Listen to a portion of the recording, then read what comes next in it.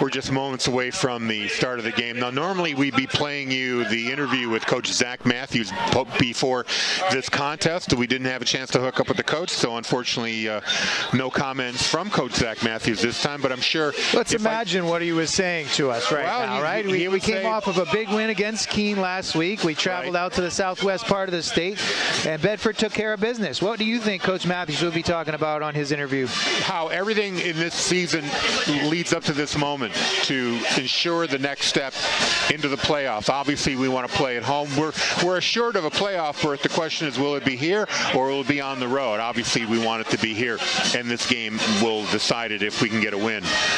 You know, I was just sitting here watching the senior festivities, looking at all the main players on this team that are going to be graduating.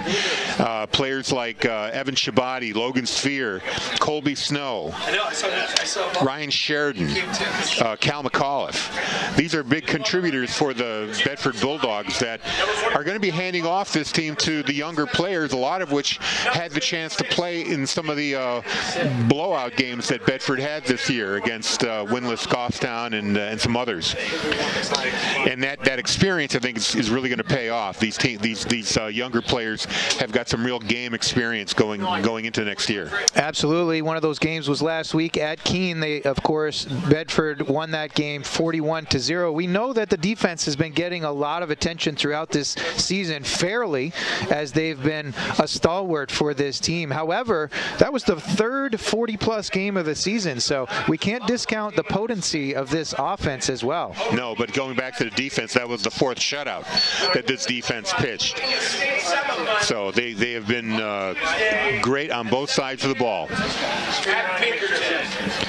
Captains are out at midfield waiting for the toss here. Officials are describing the process. Bedford indicates which. Merrimack seems to have won the toss and will receive. And Bedford's going to be defending the western goal, which is from left to right. Crisp night here in New Hampshire. Beautiful day, as it was in the mid to high 50s, but it is certainly cooled off as the sun has set. We have a waxing crescent out over to our right on a beautiful evening. You may see a lot of coats and hats in the crowd as they scan through And of course, the coaching staff and many of the players are wearing pink in honor of Breast Cancer Awareness Month this month. Five officials this evening. Five-man team will be conducting the game tonight to ensure all is fair and square. 12 minutes are on the clock. Of course, Bedford in their home black uniforms. Black on black on black, white numbers, black helmets, black jerseys, black pants. And a touch of pink. And a touch of pink. Merrimack, the visiting squad, are in their white jerseys, navy blue pants and helmets, navy blue numbers on those white jerseys. This Merrimack team is right behind Bedford in the standings. They have the same wins and losses. However, because the teams that Merrimack beat had lesser records, they are behind in point rating. Ready for kickoff here. Senior Waleed Shaheen will do the honors for the Bulldogs as we get started here on the Friday night before Halloween. Kickoff is deep. Fumbled, but picked up at the 15-yard line. Merrimack takes it right up the middle. And they'll have possession at about the 31-yard line. I believe that was Riley Grady with the return. I think it was Jackson Forbes, 14 that was able to pick that up back at the 15. Got about a 15 or 16-yard return. And the Tomahawks will take over on their own 31-yard line. Senior quarterback Trent Jackson at the helm in the gun to start. Slot left, slot right. One back to his right in the backfield. Calls out the signals, now looks to the sideline. Romello Hyde is to his right in the backfield. Now barks out some signals to his line, backs up, and Hyde moves to his left. Jackson takes the snap, looks right in the flat, has a man, it's complete out to the 36-yard line for a 5-yard gain. It'll be 2nd and 5. Received by number 8, Garrett Brown. That was Garen Brown By number 11. on the catch.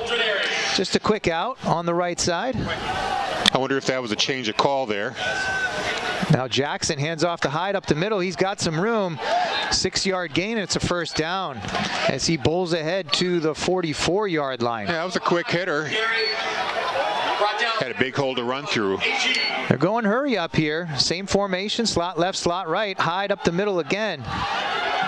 Dances out to the left-hand side, has some room for an 8-yard gain into Bedford territory at the Bedford 40. We'll call it the 48-yard line, just shy of that. Yeah, Hyde showed some nifty moves there in a crowd. He was able to evade a few tackles. Jackson out to the flat again on the right side, and it looks like they will have a first down. There is a flag, though, so we'll see what the flag is, but another completion out to Garen Brown in that right flat. He's working from the slot on the right side. They're going to call him ineligible man downfield. So wipe out that completion and march him back 5 yards. It'll be 2nd and 7 on their own 46-yard line. What is the ineligible buffer in high school? In the NFL, it's 1 yard. College is 3. Is it 3 yards here in NHIAA? I believe it's 3 yards. So again, if a quarterback drops back to pass and there's a lineman 3 yards beyond the line of scrimmage, that's considered an ineligible man downfield. And that was that call there. Jackson back in the gun. In motion is Brown.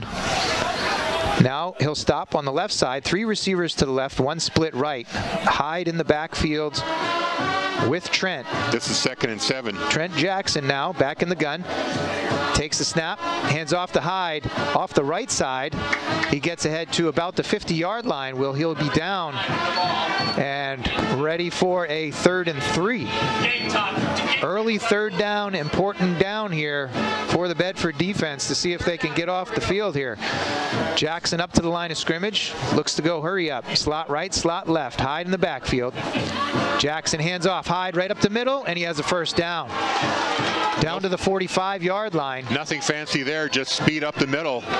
Took a few Bedford tacklers with him and got that first down.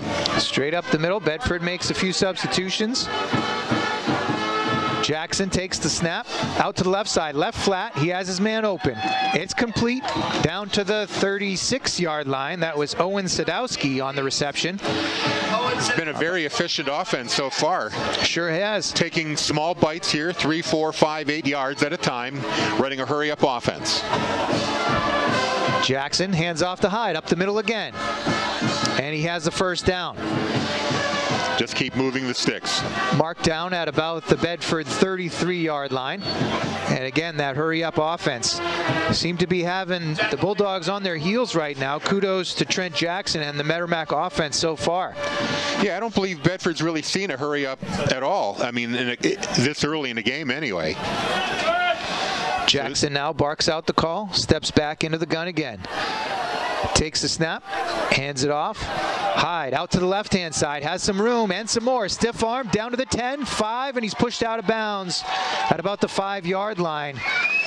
Yeah, that was a great run by Hyde. He got to the outside and really turned on the Jets. Stiff-armed one tackler. Number 32, Rizzo, who actually was able to come back and make the tackle after the fact, but a big gain there for Merrimack, and they're in a 1st and goal at the 5. And Bedford's going to take a timeout here as they've been on their heels this entire first drive. 1st and goal for Merrimack at the 5-yard line as they are marching. We had a busy day here at Bedford High Stadium. At 3 o'clock this afternoon, we had girls soccer playoffs, the quarterfinals. They were victorious, defeating Merrimack in the quarterfinals by a score of 4-1. So now the Bedford girls, they will advance to the semifinals, being played on Monday at 4 p.m. at Stello Stadium, and their opponent will be Portsmouth. Good luck to the girls team as they march into the playoffs again. And I believe we'll be carrying that contest on BCTV, so you'll be able to watch it at home or stream it on a computer or phone. First drive of the game here. 2.5 minutes in, 0-0 is your score, but Merrimack has been efficient in their hurry-up offense. Here they come back to the line of scrimmage. 3 receivers to the right, 1 split left. Hyde in the backfield with Trent Jackson to his right. Now it's a toss sweep out to the right, and stuck in the backfield quickly is Hyde. Yeah, Alex Grudinskis met him in the backfield, slowed him down just enough so that help came and completed the tackle. Looks like it's going to be a loss of 2. Nobody touched Grudinskis. He fired right there from that outside backer position. Stuck Hyde right away. Yeah, Parker Bromley finishing the job there. 2-yard loss, 2nd and goal from the 7. And Merrimack is back in their spread offense. Slot left, slot right. Hyde to the right of Jackson in the backfield. Jackson takes the shotgun, looks left, out in the flat. He's got his man, and it's dropped. It is dropped. Owen Sadowski had the ball in his hands right at the goal line. That was a great play call. Sure 6, but you got to catch the ball. Seemingly a touchdown in his hands, but it'll be 3rd and goal from the 7.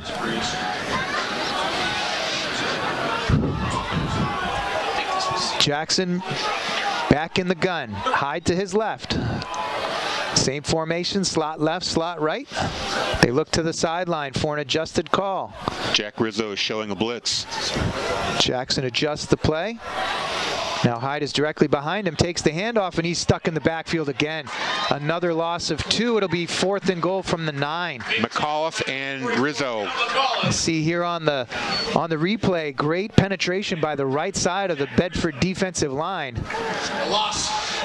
As you saw McAuliffe wrap him up early there. So field goal try now from 26 yards out. Holder will be Brown. I don't have a number on that kicker. Harry, can you see that? Nope. Kick is low, liner, and it is good. Kick is good. That looks like maybe 79. Reese Lopez. I believe you're right. Bulldogs 0. So the Tomahawks will go up 3-0 on their first drive of the day.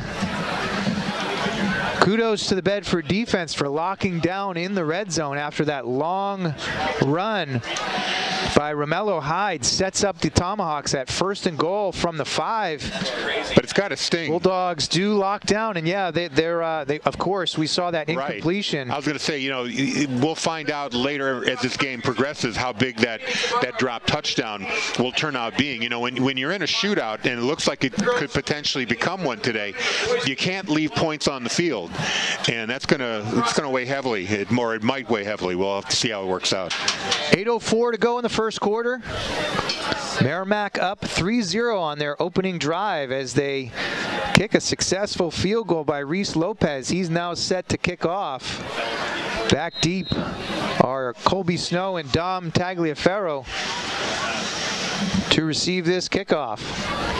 Lopez short and right. It'll be caught by the up back, Ledger Russell, at about the 20. He takes to the left-hand side, gets out close to the line, the sideline, and he'll be tackled at about the 34-yard line, where Bedford will take over for their first offensive possession. Well, we mentioned the girls' soccer team advancing to the semifinals. Unfortunately, the boys fell in their first playoff round match to Portsmouth 2-1, and we'd like to congratulate the boys' soccer team on a successful season.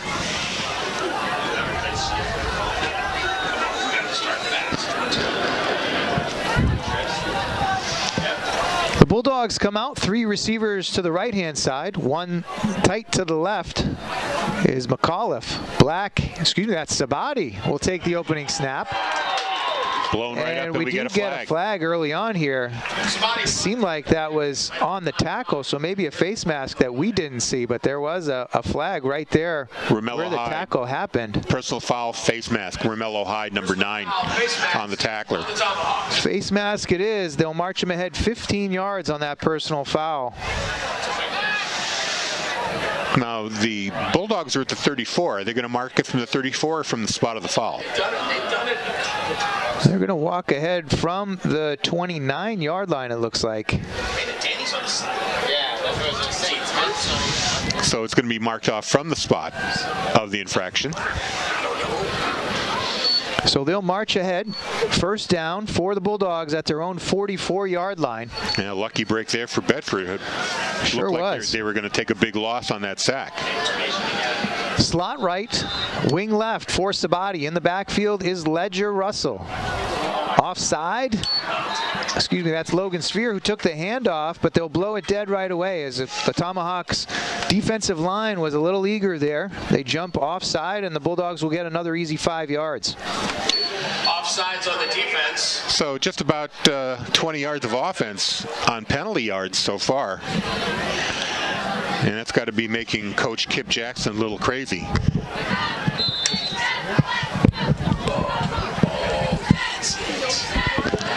So the Bulldogs break their huddle, come back out to the 49-yard line. Senior Evan Sabati getting the start here at quarterback on senior night. Sabati in the gun, slot right, but he'll hand off to Sphere out of the backfield. He gets ahead for maybe a yard to the 50, and he's tackled there. It'll be 2nd and 4, excuse me. Yeah, this Merrimack defense has actually been pretty tough so far on this drive. They had a sack that was nullified by a face mask, and that was only just a 1-yard carry. And it would easily be 2nd and 9 instead of 2nd and 4 if not for the offsides penalty. Just a little bit too eager. 4 down linemen, 2 linebackers stacked behind the Tomahawks D-line. Sabati in the gun, slot left. Sphere to his left. The ball's on the ground, though.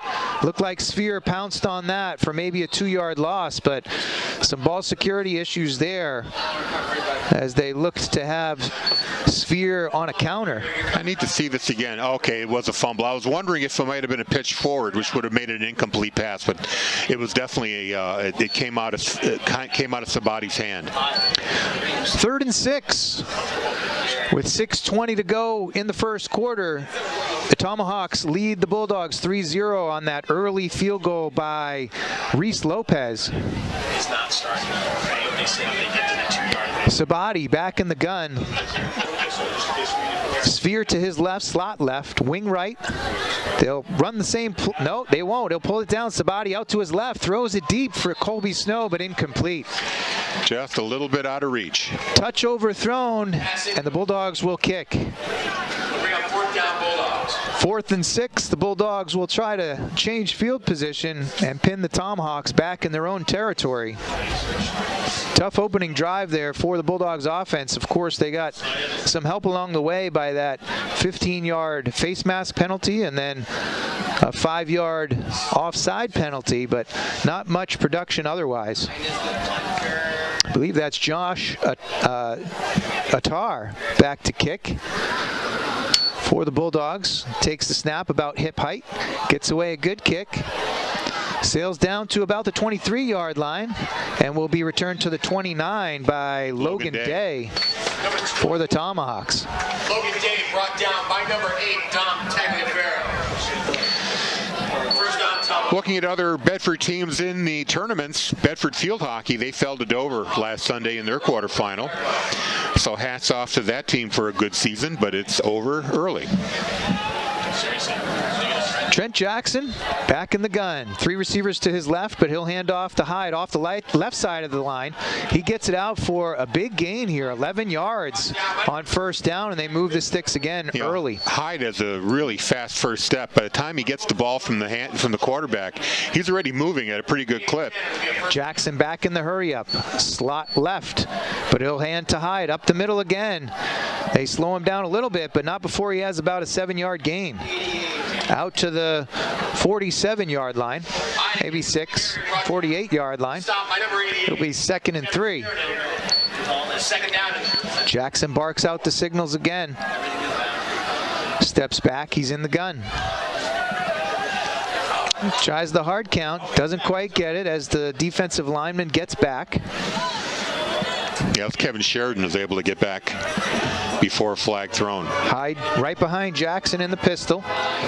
Gets into the middle of the line, now bounces it out to the right side. Spin move, gets by a few defenders, and now gets tackled by 3 or 4 defenders as he gets ahead into Bedford territory at the 45-yard line. First down, Tomahawks. You know, just off the top of my head, I'm thinking Hyde might have a good 35-40 yards of offense so far. He's really been the spark plug on this Tomahawk offense. Sure, that 30-yard run in the first offensive possession for the Tomahawks put them in great position at the 5.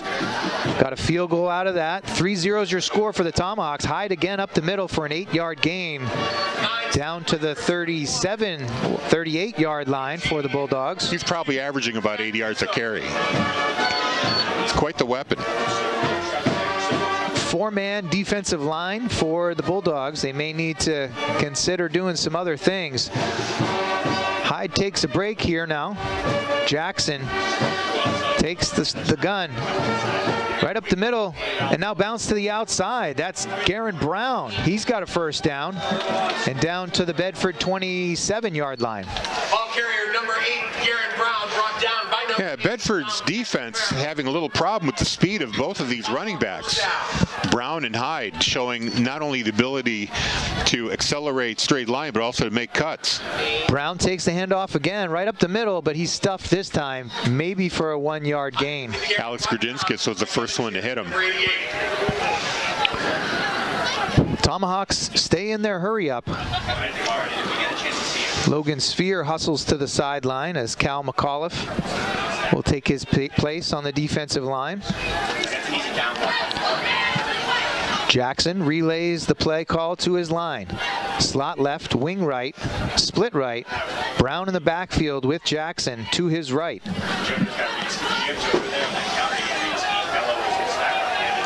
Jackson steps back again, ready for the shotgun snap.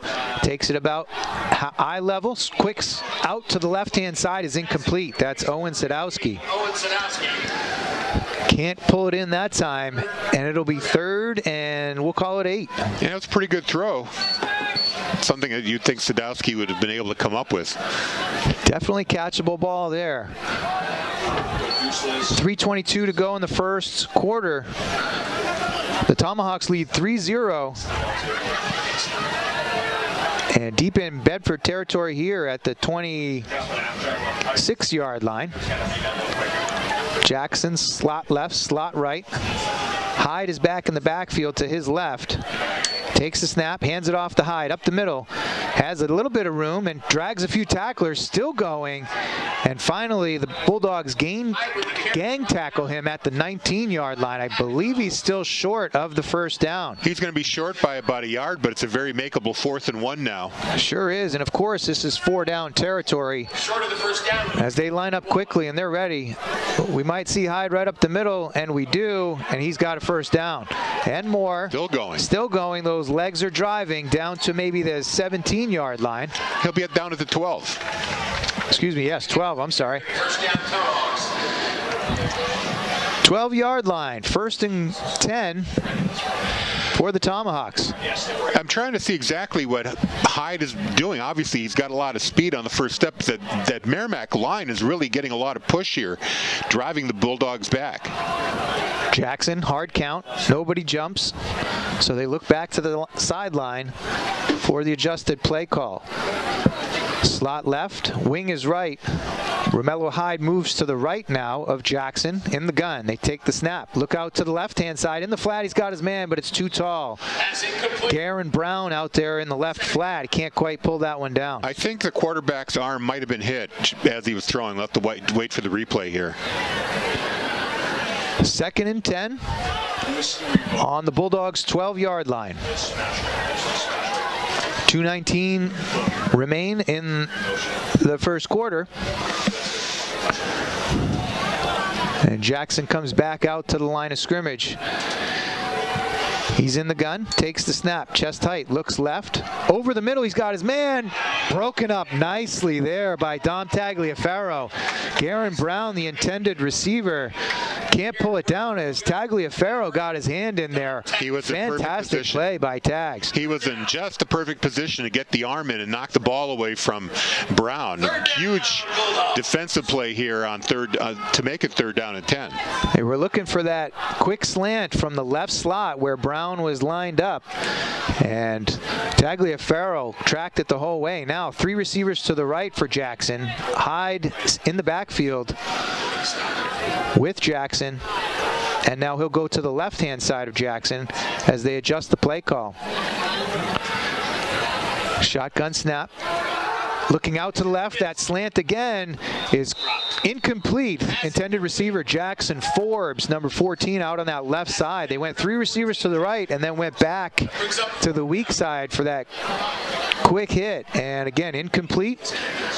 It looked like Jackson just didn't get enough on the ball. It just died right before it got to his receiver. Very low pass there. Cause for incompletion. Now Reese Lopez will try for the 2nd field goal on the evening. It looks to be about a 29-yarder. Kick is low. Looked like it got blocked. Blocked by number 8, Dom Tagliaferro. Tagliaferro getting the paw up. There you go. Tagliaferro coming off that right side. Let's see it here on the replay. Jumps, gets a hand on it. Possibly, I'm not sure. It didn't look like he was too excited. He called that it was no good right away. But no good on the 2nd field goal attempt by Lopez. So the Bulldogs will take over 1st and 10 on their own 20. Well, you know, if you remember, that field goal attempt by Lopez that was good was a pretty low line driver as well. So 2 kicks now. Lopez has had pretty low trajectories on his kicks. 1st and 10 for the Bulldogs. Their own 20. They go with the 2 tight end set. And looks like we'll have a timeout. Timeout, Tomahawks, as it seems like they didn't have the right personnel on the field. Watch the push. Timeout. And so the teams will regroup with their coaches. We have a moment of pause. Bill Jennings can correct me if I'm wrong here. Bill, of course, is on camera here at the stadium. We're being broadcast on Merrimack TV, right? Cross-country team. We are sharing this broadcast with the fans in Merrimack. We hope they're enjoying the broadcast. Could you let them know Bedford right now are down Booster Clock is check out. Okay, the down marker is not functioning. So We're working on it. It's fine. So that there's a little graphics issue, and I'm sure Andrew Fenn and Dale Bird back in the studio are working on that. That's correct. It's showing 1st and 10 all the time. Okay. Well, it's not 1st and 10 every play. You guys obviously know that. We'll see what we can do to update that graphic and get you the real information when possible. The Bulldogs offense is back on the field. 2 tights. Danny Black hands it off the right-hand side. Little to no gain by Logan Spear. Brought down by number 56. Now Black in at quarterback again after Evan Shabbat had his senior night start. Second down. Now it's 2nd down and 9. They're going to give him 1 yard. That's funny. Ball just shy of the 21-yard line in Bedford territory. 1:35 and ticking in the first quarter. Black in the gun. Spear directly behind him. Wing right, wing left. Colby Snow in motion, right to left. He'll get the jet sweep out to the left-hand side. Looks to stretch the play. Barely makes it back to the line of scrimmage. Maybe avoiding a loss there as they'll mark him out at the 21. So a lot of running for little to no yardage. It's not just the Tomahawk running backs that have got a lot of speed. That defense is pretty fast as well. The pursuit of Taliaferro on that sweep. Normally, the Bedford running backs are able to turn the corner, but they couldn't do it this time. This Tomahawk defense is just too quick for them. Defense strung it out, maintained their contain. And little to no gain there on that 2nd down play. 3rd and 9. Black rolls to his right. Looks downfield. Intended for Snow. Broken out beautifully. Wow, great play there by the defender. That was 15, Beau Lamontagne.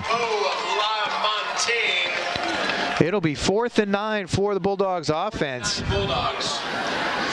Yeah, it looked like he had Snow open there, but Lamontagne was just flew in, get the arm in. He goes Superman out there. Sure did. Great closing speed by the defensive back. A sophomore putting on an excellent show there as he was able to get a paw in and deflect that pass.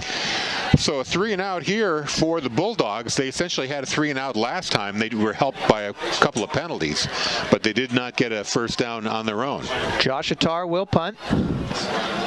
Back to receive at the 50-yard line are the Tomahawks. Fair catch, and it's bobbled, and the Bulldogs have it. Wow, fortunate turn of events there as it was bobbled, and Johnny on the spot was Nate Clark. Picked it up, and they get the ball back at their own 48-yard line. Hit him right in the chest and bounced off. The officials seem to be chatting about this. I'm not sure why. He didn't call a fair catch. There was no interference with the catch. Here, let's look at this again. Ooh. Nearly blocked. I don't see a flag on the play. Yeah, that should be a fumble. I don't see anything that would overturn that. No flag on the play. We'll see what the officials signal.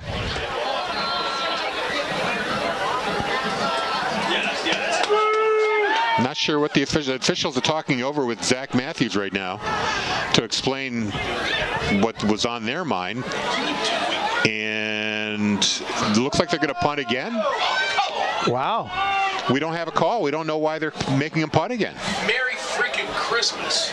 Wow. I'm speechless. That's rare that happens, but I am speechless. It seemed rather obvious that it was a muffed catch. And the Bulldogs recovered right at their own 48-yard line. So if somebody could provide some kind of explanation, that would be fantastic. There was no flag. They did call for a fair catch, but the receiver was afforded his halo. But we're going to repunt. 1:07 to go in the first quarter. Josh Attar back to punt again. Takes the snap. Great snap. More time to punt this time. Low end over end punt. Bounces and goes into Merrimack territory down to the 40, and they'll maybe get it down to the 39.5 yard line. But If somebody can help us with what happened on that muff punt, that'd be really helpful. Worth noting, too, the down and distance on our TV graphics are working once again, so you can enjoy that.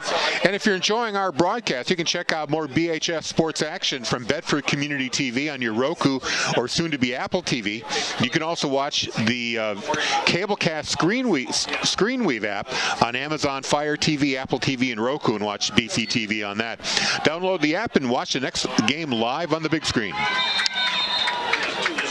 Romello Hyde up the middle again. The defensive line was good for it this time as they contain Hyde for only a 1-yard gain. Hurry up offense. Just 35 seconds left in this quarter. Jackson looks out to the left in the flat again, has his man complete out to the 46-yard line. It'll be 3rd and 3, and that might do it for the first quarter. Owen Sadowski with the catch there for about 4 yards. 3rd down and 4 coming up here. We'll see if they get a snap off. They've got 15 seconds to do it. Jackson back in the gun. Hyde to his right. Slot left, slot right. Takes the snap, hip level, looks out to the left-hand side, in the flat again. Sadowski has the catch complete into Bedford territory and a first down at the 48-yard line. 2 seconds left. Clock stops as Sadowski goes out of bounds. And the Tomahawks will have one more play here in the first quarter. No, I think it's So this hurry-up offense seems to have the Bulldogs out of sorts. Back on their heels, trying to make some plays. They've been able to stuff a couple of runs, but the Tomahawks have had success. Hyde up the middle again here. Hit pretty quickly by Parker Bromley, but he'll still get ahead for maybe a 4-yard gain. And that'll do it for the first quarter. 3-0 is your score. Merrimack leads on a 26-yard field goal by Reese Lopez. And we'll head to the second quarter. We'll turn things around. Not too far to go as they'll flop ends of the field right around the 50-yard line. 12 minutes back on the board. And the down and distance is working again for our viewers at home. Yeah, I did mention that. And also I'd like to mention that the Bedford Bulldogs Athletic Booster Club would like to thank their generous sponsors, including Platinum sponsors BEI Network, Z1 Express, London Family Orthodontics, Gear Up Bedford, and Spectrum Marketing. Gold sponsor Liberty Hill Construction. Silver sponsors Wicked Good Butcher, TCB, and Realty One Group. And in addition, Bedford Friends of Football would like to thank the following sponsors: Coca-Cola Northeast, Cisco, CrossFit Athletics, Tidewater Catering Group, Treescapes, Fine Homes Group, 10 and 10 Attorneys, and Elsmore Catering.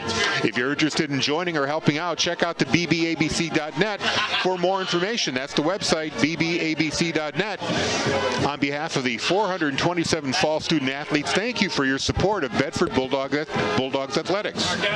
You've been working on that New England accent, haven't you? Yes, I have. I appreciate that. Butcha. Your efforts and practice have paid off. You're getting there. I like it. And Bill wants us to let you know again, the down and distance is working. So Andrew got it. Okay, third time. Thank you, Andrew. Thank you, Dale. We appreciate your help back in the studio.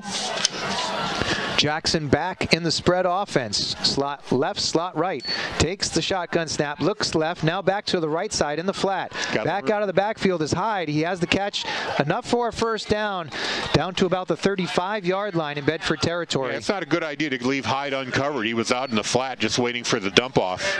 Nobody watching him. He had a clear lane, just 2 Bedford defenders to get by. He was able to break 1 tackle for the first down marker. Poltrinari and Sabati on the tackle. But again, a first down for the Tomahawks on the 35. Heading in. Hyde now up the middle again. Brought down at the 30. After a 5-yard gain, it'll be 2nd and 5. Yeah, the Tomahawks are really dominating this game on both sides of the ball. Surprised it's just a 3-0 score. Well, the Bulldogs' defense is certainly locked down. They've gotten help from at times mistakes by the Tomahawk offense in the red zone, and they've escaped with only a 3-0 deficit at this point in time. They do seem to stiffen up in the red zone. Jackson looks to the sideline, adjusts the play. 3 receivers to the left-hand side, 1 split to the right. Hyde in the backfield. He steps back into the gun. Hyde is to the left of Jackson. He'll get the handoff right up the middle, and he's stuffed right at the line of scrimmage, maybe even a 1-yard loss. They'll mark him at the 31. No, maybe the 30. So no gain, 3rd and 5. Number 98, Drake Sutton.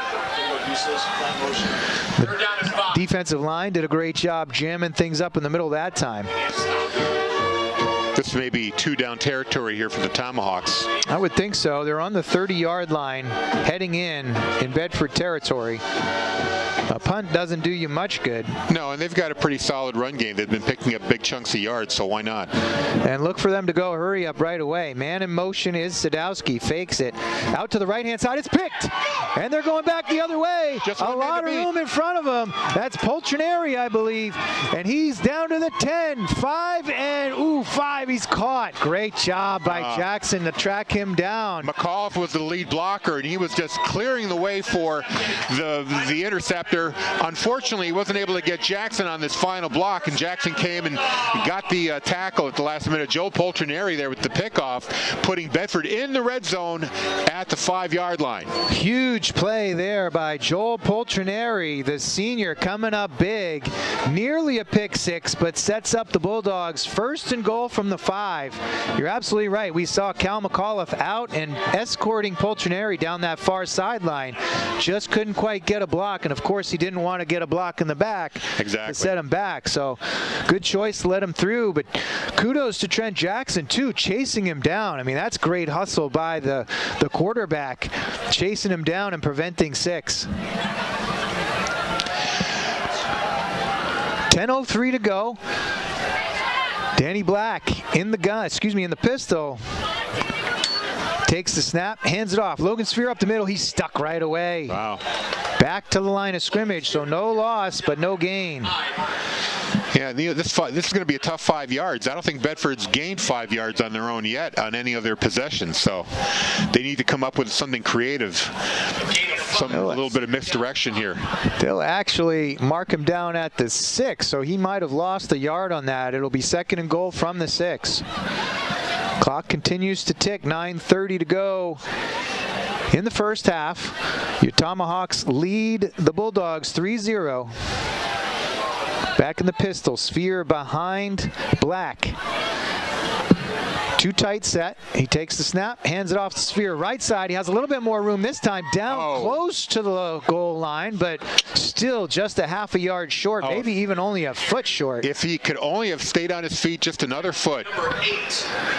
So 3rd and goal from the half-yard line. The Bulldogs will look to hammer it in here. Again, too tight set. Going with the heavy offense. Bone team, we used to call it, all the big boys. Right.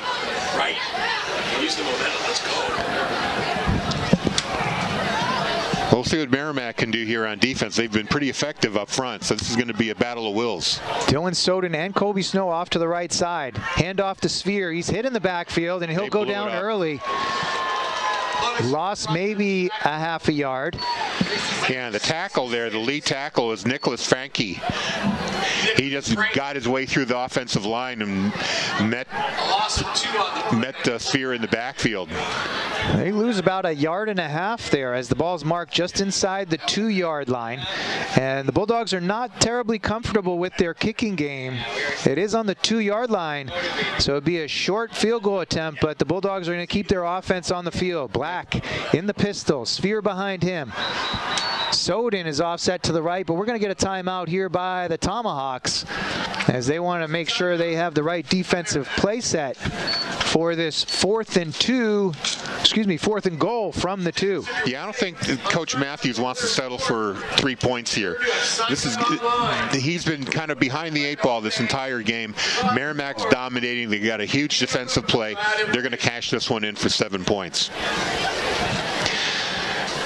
And congratulations are in order for Bedford volleyball with a 3-0 sweep of Bishop Girton in their tournament quarterfinal on Monday, I think it was, or Thursday. I'm sorry. So they'll face the Exeter Bluehawks in the semifinals Tuesday. That's going to be played at Pinkerton Academy on November 1st. Now, we were hoping to get you live coverage of that. We might not be able to do that. So, but either way, we'll have it for you at the very least on tape delay if we don't get it to you live. So be looking for that on Tuesday the 1st. Please don't forget. Of course, the volleyball team has been dominant all year. I believe they've only lost 2 sets the entire regular season and playoffs. So won every game so far, just 2 sets lost. I believe the 2 younger squads have won the championship. The freshmen and the JV squads have state championships already. So first to goal from the 2, Black back in the pistol. We got a false start, and they're going to go back 5 yards, and that might cause a field goal attempt. And that will. Oh, maybe not. We're going to change personnel, but I'm not sure we're going to do yes, we are. Waleed Shaheen Colby Snow's out there. I think he's going to try the field goal. He is. It looked like Waleed Shaheen was going to trot out, but he was handing the kicking tee to Evan Sabati, the holder. Spencer Henrichan will do the long snap. Sabati to hold, and Colby Snow will try a 29-yard field goal from the right hash. Snap is back, hold is down, kick is up. It looks good, and it is no good.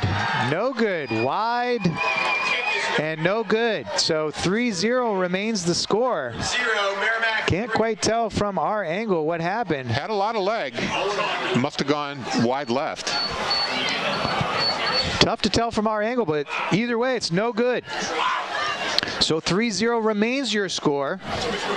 And because the kick sailed out of the end zone, they'll be giving Merrimack a drive start on the 20-yard line. I'm not sure that's the reasoning, but yes, the Tomahawks will start on their own 20. I believe because it was inside the 20, the attempt was inside the 20, it's an automatic 1st and 10 from the 20. Jackson hands it off to Hyde up the right side. Out ahead, close to first down yardage. He'll be tackled on the 28-yard line for an 8-yard gain. 2nd and 2 coming up. Back in the hurry-up offense. 7.5 to go in the first half. 3-0 is your score. The Tomahawks lead. The Bulldogs can't take advantage of that interception by Joel Poltrinari. Brought it all the way back to the Tomahawks 5. And the Bulldogs come away with no points. You know, Trent Jackson saved the touchdown on that tackle, and it turned out to be no point possession. Jackson now to the right flat. He has the first down. Brown with the catch, and he's still on his feet. Out to the 46-yard line, maybe the 47. First down for the Tomahawks on a great run by Darren Brown. Darren Brown evaded 3 tacklers, making the catch. As you saw there on the replay, 2 right there, Sabati and Poltrinari, and neither can bring him down. Tagliaferro comes over to slow him down, but not before he has first down yardage and close to midfield. And the Tomahawk player was able to block Gradinskis as well, trying to come in and make that tackle. One guy I recognize. Ooh, we're going to get a face mask on the Bulldogs, too. I didn't see the flag thrown, but apparently it was, and that'll be another 15 yards. And they'll march down into Bedford territory at the 38-yard line. So 1st and 10 for the Tomahawks on the Bedford 38 after that face mask penalty at the end of Brown's run. Football game started a half an hour ago. Let's go. Slot right, slot left. Jackson in the backfield with Hyde. Takes the snap, hands it off to Hyde up the middle. He gets hit right away. Maybe a 2-yard gain. It'll be 2nd and 8. Drake Sutton pulling him back. They mark it at the 31, so 2nd and 8. Gain of 2 to 2nd and 8. Tomahawks maintain the same formation. And they look to the sideline for the play call. And now Darren Brown will come from the right side now into the backfield. So 2 backs in the backfield for Jackson, 1 to either side. Hand it off to Brown up the middle. He dances a little bit in the backfield. He's still on his feet and gets ahead for first down yardage. Still Great going. run there Wow. for Brown. Nifty footwork there as he was kind of hiding behind his offensive line. Blockers were out ahead. Paused a couple times and avoided tacklers even in the backfield there. So yeah, making cuts in a phone booth. Hyde up the middle again here. Hit right at the line of scrimmage. Gets ahead for, we'll call it 3 yards. It'll be 2nd and 7 on the Bedford 20-yard line. 52 Parker Bromley. Bromley on the tackle there. 2nd down and 7. So back to the line of scrimmage. And they put 2 backs in the backfield again. Brown and Hyde on either side of Jackson, who's in the shotgun. Slot left, split right. They hand it to Brown again, out to the left-hand side. He's looking for the edge, but he can't quite get there. And he'll be tackled for a 3rd down. Sphere there, and Grudinskis on the tackle. Alex Grudinskis was the first one in on the tackle, was able to evade his blocker and make first contact. 3rd and 4, clock still runs. Slot right, slot left. Hyde in the backfield to the left of Jackson, in the gun. They pause and look to the sideline. Play call comes in. Jackson relays it to his lineman. He'll step back into the gun again. Check in with Hyde. And now takes the snap. Looks out to the right-hand side. Now back to the left. Hyde in the left flat. He's ahead down to the 18-yard line. It'll be very close to the first down yardage. And we have an official's timeout.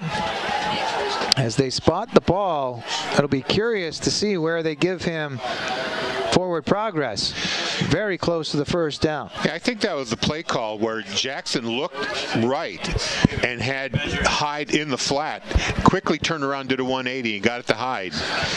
And we'll see if that was good enough for a first down. Officials timeout as they'll bring the chains all the way across the field. If we can get that replay again, you're absolutely right, Harry. This was great quarterback work as they looked out to the right-hand side. You'll see Jackson take the snap, look to the right flat, Yeah, 2 and then receivers there. Quickly back to the left-hand side as they were sneaking Romello Hyde out of the backfield to try to get him into open space.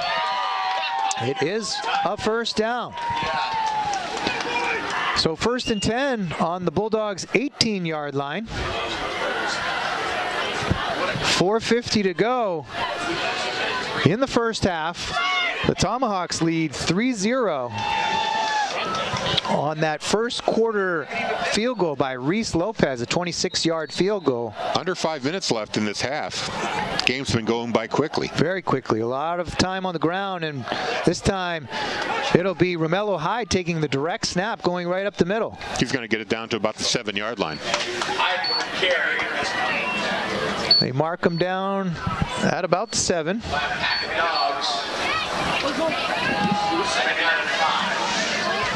It'll be 2nd and 5, and Hyde back behind center. He'll take it again out to the right side this time, and he'll get caught about the 5-yard line. It'll be 3rd and 2. They can't get a first down here. They have to get to the 3-yard line. So it's not a goal-to-go situation just yet. Little brother Kevin Sheridan. So 3rd and 2. Hyde been operating with direct snaps for him this last few plays here. And now it looks like we'll get a timeout. Bedford.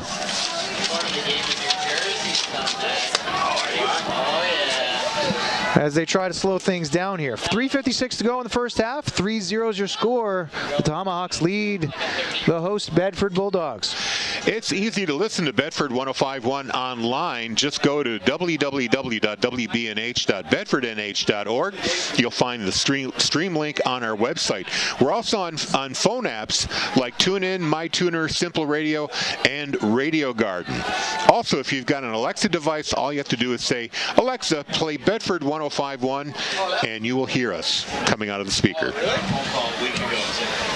Easy peasy. Easy peasy it is if you have an Alexa, or you can just do it the old-fashioned way and turn Crank your up the radio old dial. hi-fi. Yeah. 105.1. See if you can tune it in. You might get confused on some of the adjacent channels, but you'll eventually get there.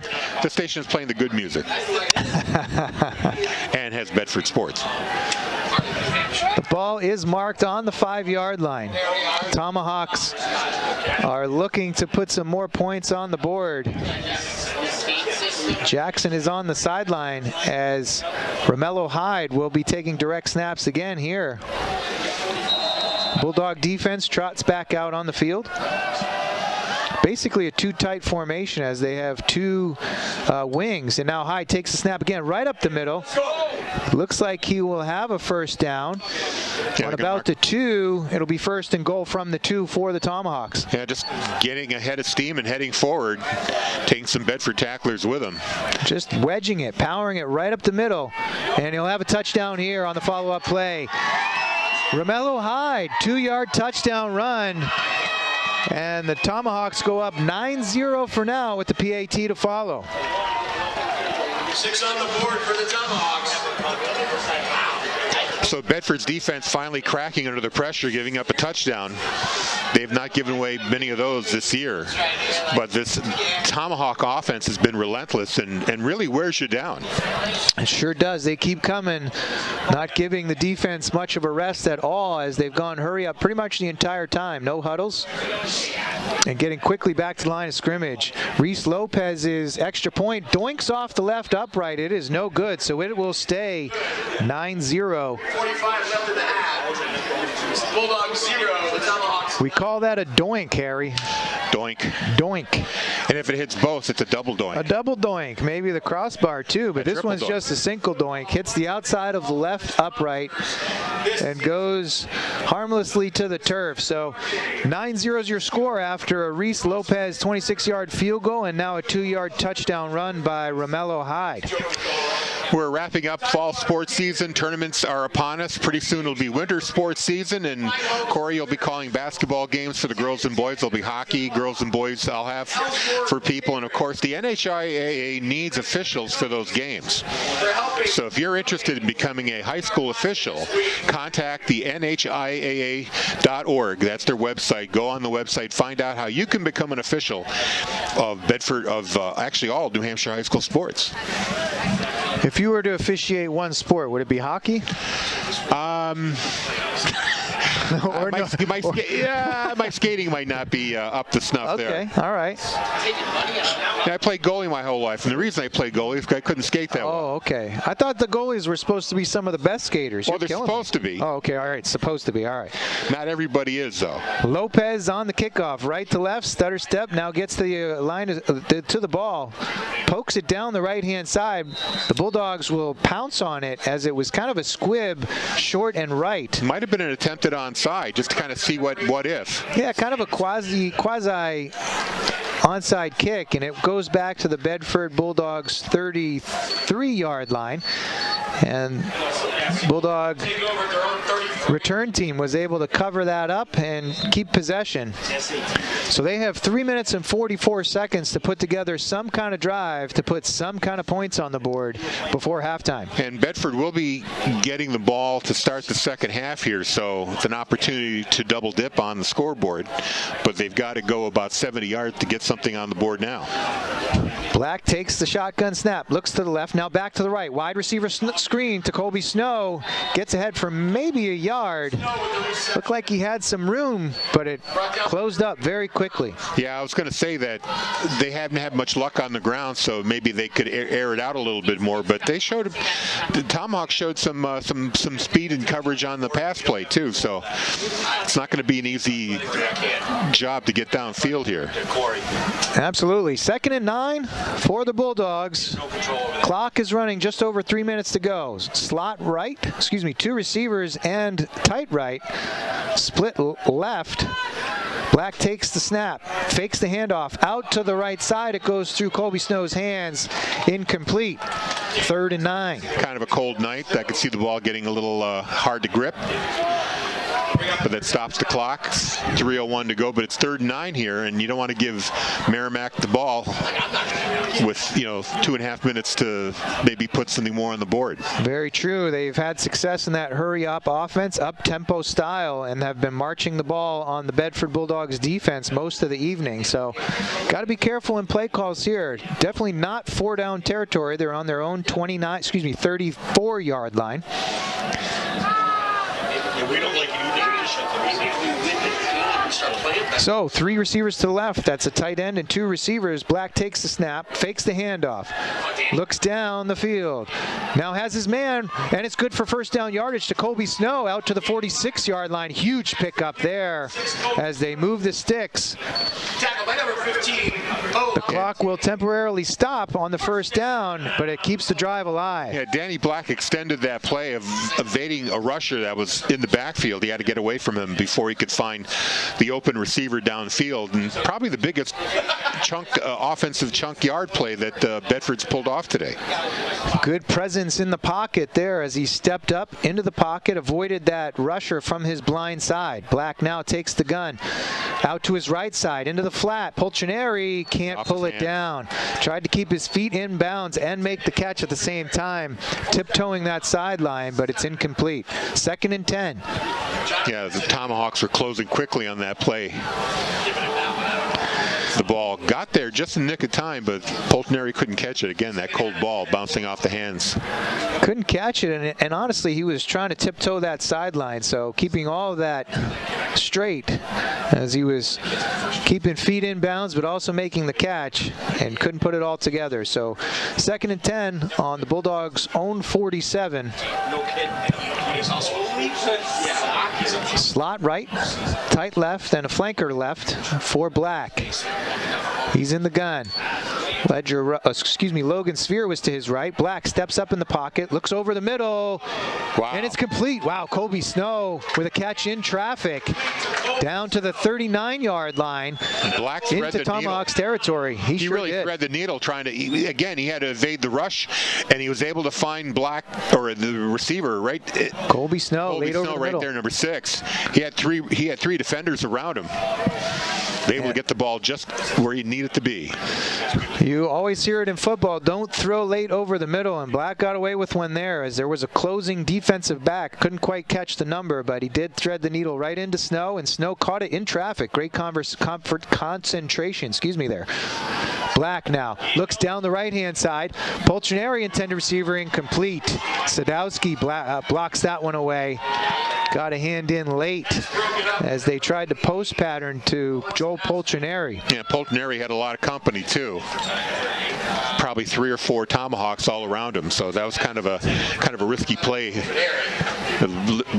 to make. Incomplete. 2nd and 10. 1:54 to go in the first half. 9-0 is your score as the Tomahawks lead on a field goal by Reese Lopez and a 2-yard touchdown plunge by Romello Hyde. Back to the line of scrimmage is Black. He's in the gun. Takes the snap. Looks down the middle. Looks to scramble now out to the right-hand side. Up the middle. And he gets down to the Tomahawks 36, maybe 35-yard line. It'll be 3rd and maybe 7. And Hyde there with the tackle, just zooming in and submarining Black as he tried to get away from him. 3rd and 7. They need to get down to the 29-yard line for 1st down yardage. Russell in the backfield with Black. They have slot left, split right. Black takes the shotgun snap out to the left flat. Ledger Russell, it's complete. He has 1st down yardage and a lot more. He's down to the 15, 10, 5, and touchdown. Touchdown. Just a quick swing pass out to the left-hand side to Ledger Russell, and he takes it to the house. The same kind of play that Merrimack was doing with Hyde, they pulled it off. And Ledger showed a little speed right there, outracing all those Tomahawk defenders to the end zone. Well executed play there. And Russell got out in space and outran everybody, as you said. So on for the extra point is Colby Snow. Henry Shawn with the snap. Sabati will hold. 1 minute to go in the first half. Snap is back. Hold is down. Kick is up. It looks good. It is good. So 9-7 is your score.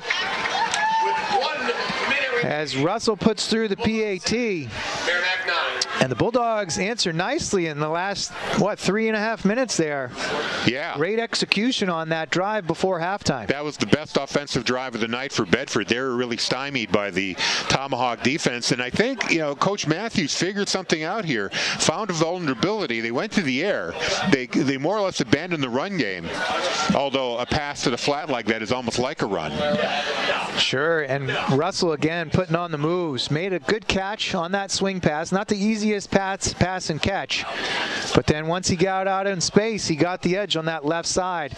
I didn't quite see, but I can imagine he picked up some downfield blocks as well to spring him into the end zone. So they're going to give up the ball with a minute to go here.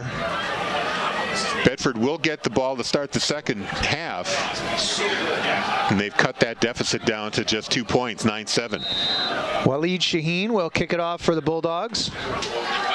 Squibs it up the middle, taken by the up back, and he'll just cover it up at his own 37-yard line.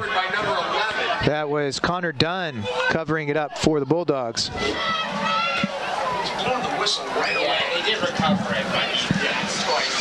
So 58 seconds on the board for the Tomahawks. They'll see if they can put some more points on the board before we take the break.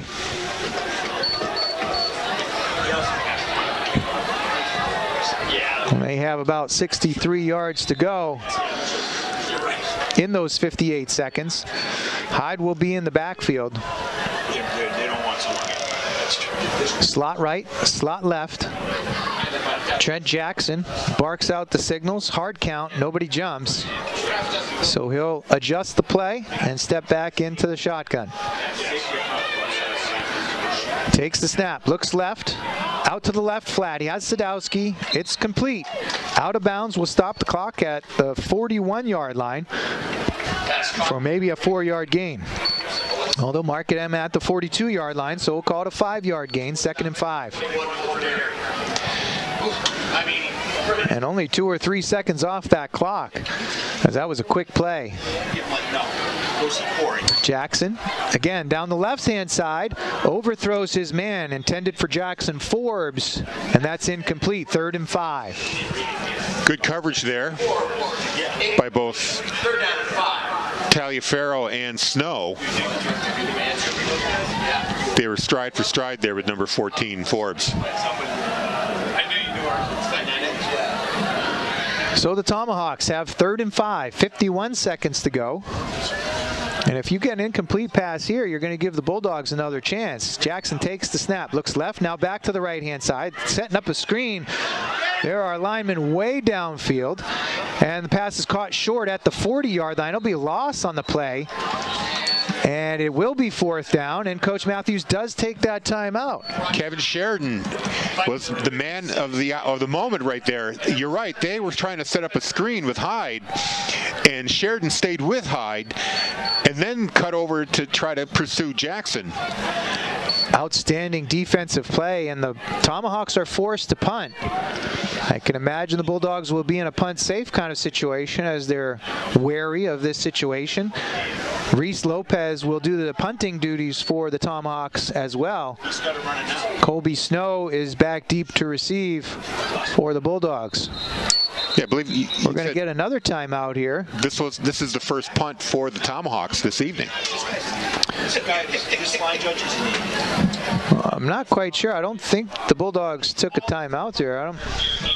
But they do stop the clock, and the teams will regroup. 32 seconds to go here. And Snow has that breakaway speed. I mean, if he gets a crease or maybe some room to one side or another, he can be electric with that ball in his hands. Well, they've got what? No, Bedford actually just used their last time out there. I was going to say they might have had one time out to stop the clock, but if they can get a couple first downs, stop the clock that way, try to get in the field goal range. Snow's got a pretty good leg, even though he missed one kick today. It did have a lot of power. So if they can get it to, say, the 20-yard line, 25, they might be able to try for a field goal. Of course, that was a 29-yard attempt by Colby Snow that was no good after that interception by Joel Poltrinari, returned down to the 5-yard line. They didn't have much success moving the ball from there and came out with 0 points after that huge defensive play by Poltrinari. Yeah, a couple of tough breaks for Bedford. Like you said, that's one. The fumble on the punt on Merrimack that was called back for reasons we still don't know why. That's another tough break. So Reese Lopez back to punt. Snow and Tagliaferro, I believe, will be deep for the Bulldogs. Lopez takes the snap, hip height, gets the punt away. It's a low liner, bounces at the Bulldog 31, down to the 20, and the Tomahawks will down it at the 20-yard line where it's marked. Yeah, it hit Aiden Centrella inadvertently, but the ball should be marked exactly where Centrella made contact with the ball. We'll see if we can get a replay where that is. 29 seconds to go in the first half. I'm not sure how aggressive Coach Matthews will be here on first down. Yeah, I'm not sure they're spotting this the right way, because I think Centrella made contact with the ball further upfield. Just about the 30 from what I could remember. That's really where it should have been marked. They mark it at the 20. And that's where the Bulldogs offense will start here. Danny Black in the gun, Logan Sphere to his left. He takes the snap, looks right, now back to the left. Sphere has the screen pass, takes it from the left side, bounces it out to the left and along the left sideline. He's got first down yardage out to maybe the 36-yard line. And the clock stops at 20.4 seconds to go. Merrimack obviously playing a prevent defense here, leaving the underneath wide open. And Sphere is able to exploit that on the short pass and run. So nice execution on that screen. Gets them out to the 36-yard line. 16-yard gain on that play. Still quite a ways to go before they threaten on points. Well, like I said, I think the 25 would probably be the bare minimum to get to for a field goal try. So they've got about 40 yards. And still, that's a 42-yard attempt. So not sure we've seen that power. Black takes the snap, rolls to the right, now looks back left. He'll scramble, gets to the line of scrimmage and out of bounds, maybe a 2-yard gain. We'll see where they mark him. But great athletic ability there by Danny Black to avoid the sack and get ahead for, maybe no gain. Yeah, back to the line of scrimmage. No gain will be 2nd and 10. That was tough. I thought he might have gained a yard or two. No matter. It really doesn't matter at this point. They've got 13.6 seconds to go. And about all you can do is heave the ball downfield, hope for an interference call or a catch, and then a quick timeout, or at least the clock stopping for the first down. Quickly spike the ball and see if we can get a field goal off, or at least another attempt at the end zone. You know, if I'm Coach Matthews, I go victory formation, I take a knee. I don't want anything bad happening on that last play when you're chucking that ball downfield. Not a lot of good things happen, but they do not go in victory formation. Well, Merrimack still has a timeout, because if he did kneel it out, they might be able to call timeout. Black takes the snap, looks to the right side, has his man complete and out of bounds. That's Tagliaferro. Catch and out of bounds at the 44-yard line. So just about an 8-yard gain. It'll be 3rd and 2. 8 seconds remain in the second quarter. So this is going to be really tough. No timeouts. Even if they get a first down, it only stops the clock momentarily. So I'm not sure what they can do here. You might see another wide receiver screen here. Maybe another, running back screen up the middle. We got Snow out to the left-hand side. Black takes the snap, and it is the wide receiver screen. They've had success with this again. It's complete. Now Snow. He gets through the middle, but he'll be tackled at the 44-yard line in Merrimack territory. Okay, 0.3 seconds left. They might get one playoff here, maybe. Snow with the reception. They do mark it, and the clock stops on the first down, but they need to be ready to go. They run it, and that'll do it. They just didn't have enough time to get it off. Although, there you go. So as soon as they place the ball, that clock has to run, and that'll do it for the first half. So the Bulldogs trail the Tomahawks 9-7. We'll take a break for halftime and join you on the other side. I gotta go down the field.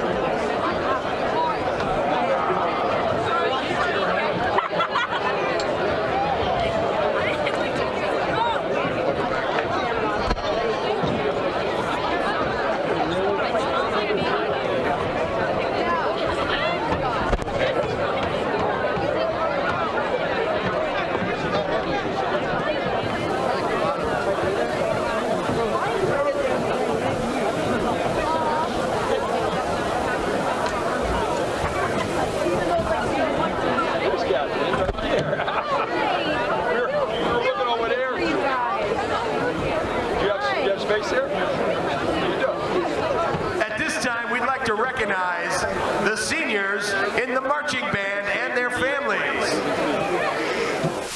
When your name is called, please come forward. Erica Adler. Erica is joined by her mother, Jocelyn, and her father, Jeff. Yeah. Byron Dupuis. Byron is joined by his mother, Irina, and father, Jeremy.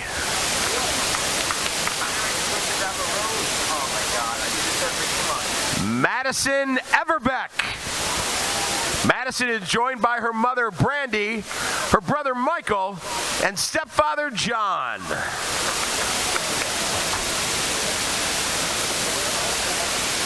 Jack Kasicki. Jack is joined by his mother, Amanda, and stepfather, Nakia.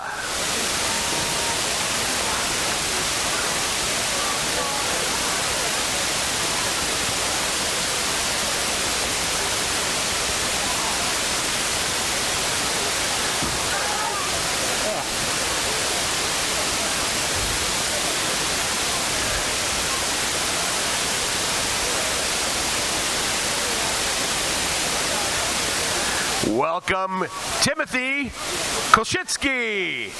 Timothy is joined by his mother, Natasha, and his father, Anton.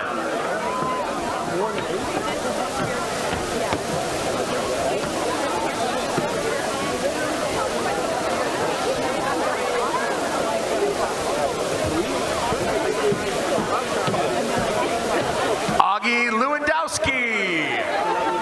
Augie is joined by his mother, Kristen, and father, Barry.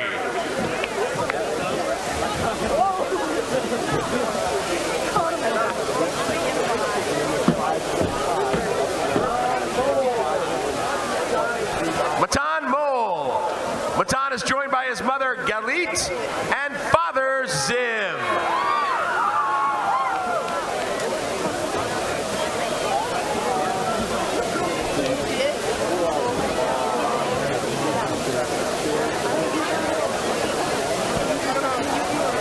Elsie Munster Tiger. Elsie is joined by her mother Britt, father Corey, and sister Nellie.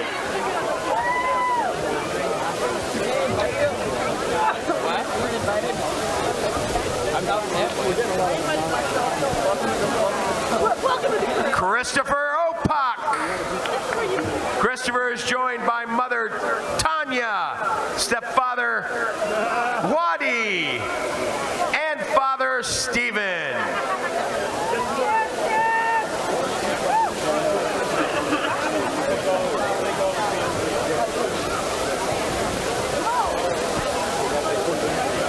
Noel Parmenter.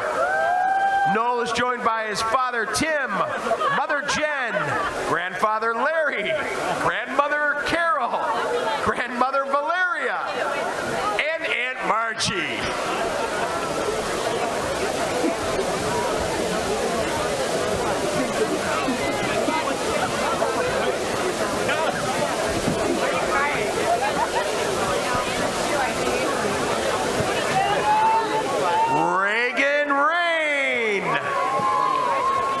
Is joined by her mother Jana, father Billy, sister Kaylin, and brother Colin.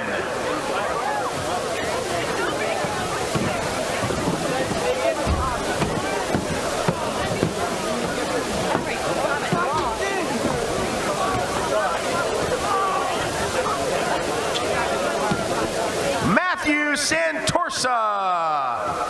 Matthew is joined by his father Michael, his mother Lori, and his brother Christopher. Oh, you're right, yeah.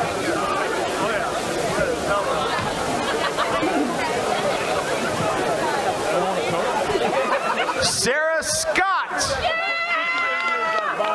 Sarah is joined by her mother Chris, father Tom, brother Thomas, sister Megan, and brother Will.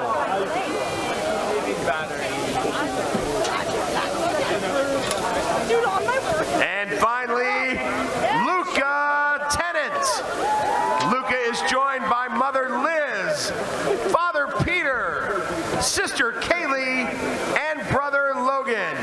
Thank you so much to our seniors for your hard work and dedication to the Bedford Marching Band.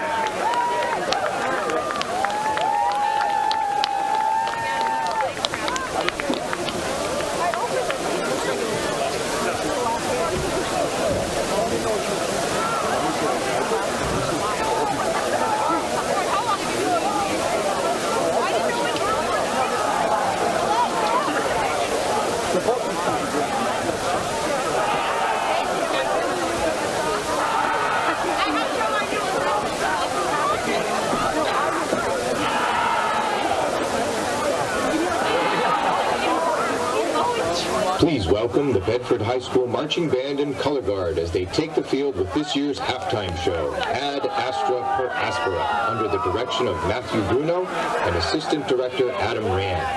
The Color Guard Director is Maria Rosado, and the drill designer is Elliot Frank. Drum majors are Elsie Munster Tiger, Luca Tennant, and Sophia DeStefano. The drum captain is Tim Kulchitsky, and the color guard captain is Sarah Scott. Bulldogs, you may now take the field. Space is open to us now, and our eagerness to share its meaning is not governed by the efforts of others. We go into space because whatever mankind must undertake, free men must fully share.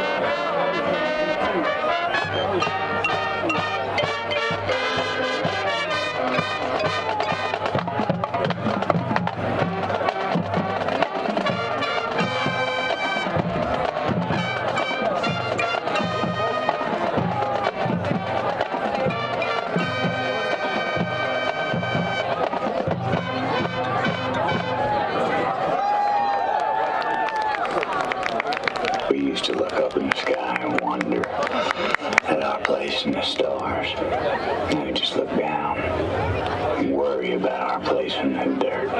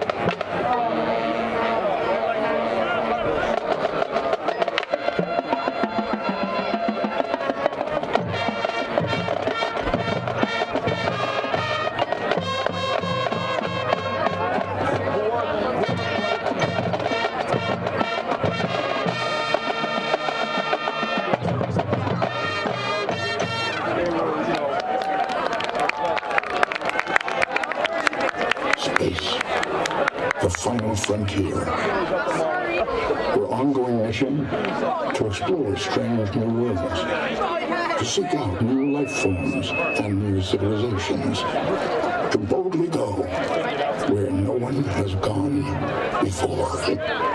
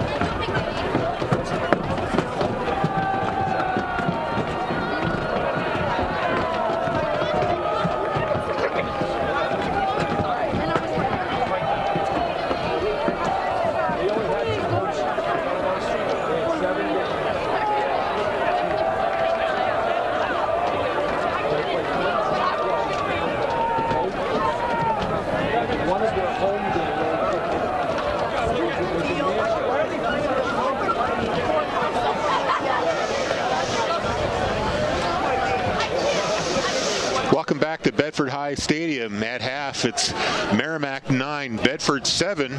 Scoring recap, Corey? Sure, absolutely. The Tomahawks opened up the scoring on a 26-yard field goal from Reese Lopez in the first quarter. Their first drive of the game, they were seeing some great offensive efficiency, but stalled out in the red zone. Romello Hyde followed that up in the second quarter on a 2-yard touchdown run to put the Tomahawks ahead 9-0. The PAT was no good. And then right before the half, a 35-yard touchdown catch by Ledger Russell got the Bulldogs back to a 9-7 deficit. As we went into halftime, that score remains 9-7, 12 minutes on the board. We're ready for the third quarter. Harry, you have some scores from around the league. Yes, I do. Portsmouth ahead of Timberlane at the half, 7-0. Exeter over Memorial at the half, 17-7. Pinkerton leads Concord, 27-17. That's at the half. Winnicott over Spalding, 14-13 at the half. Londonderry blowing out Salem, 41-0 at the half. And Nashua South with a 34-13 lead over Goffstown at Stello Stadium. That's at the half as well. So further posturing for the playoff seeding, as we have the same here. Bulldogs have a 2-point deficit to overcome in the second half. Reese Lopez will kick it off for the Tomahawks, right to left.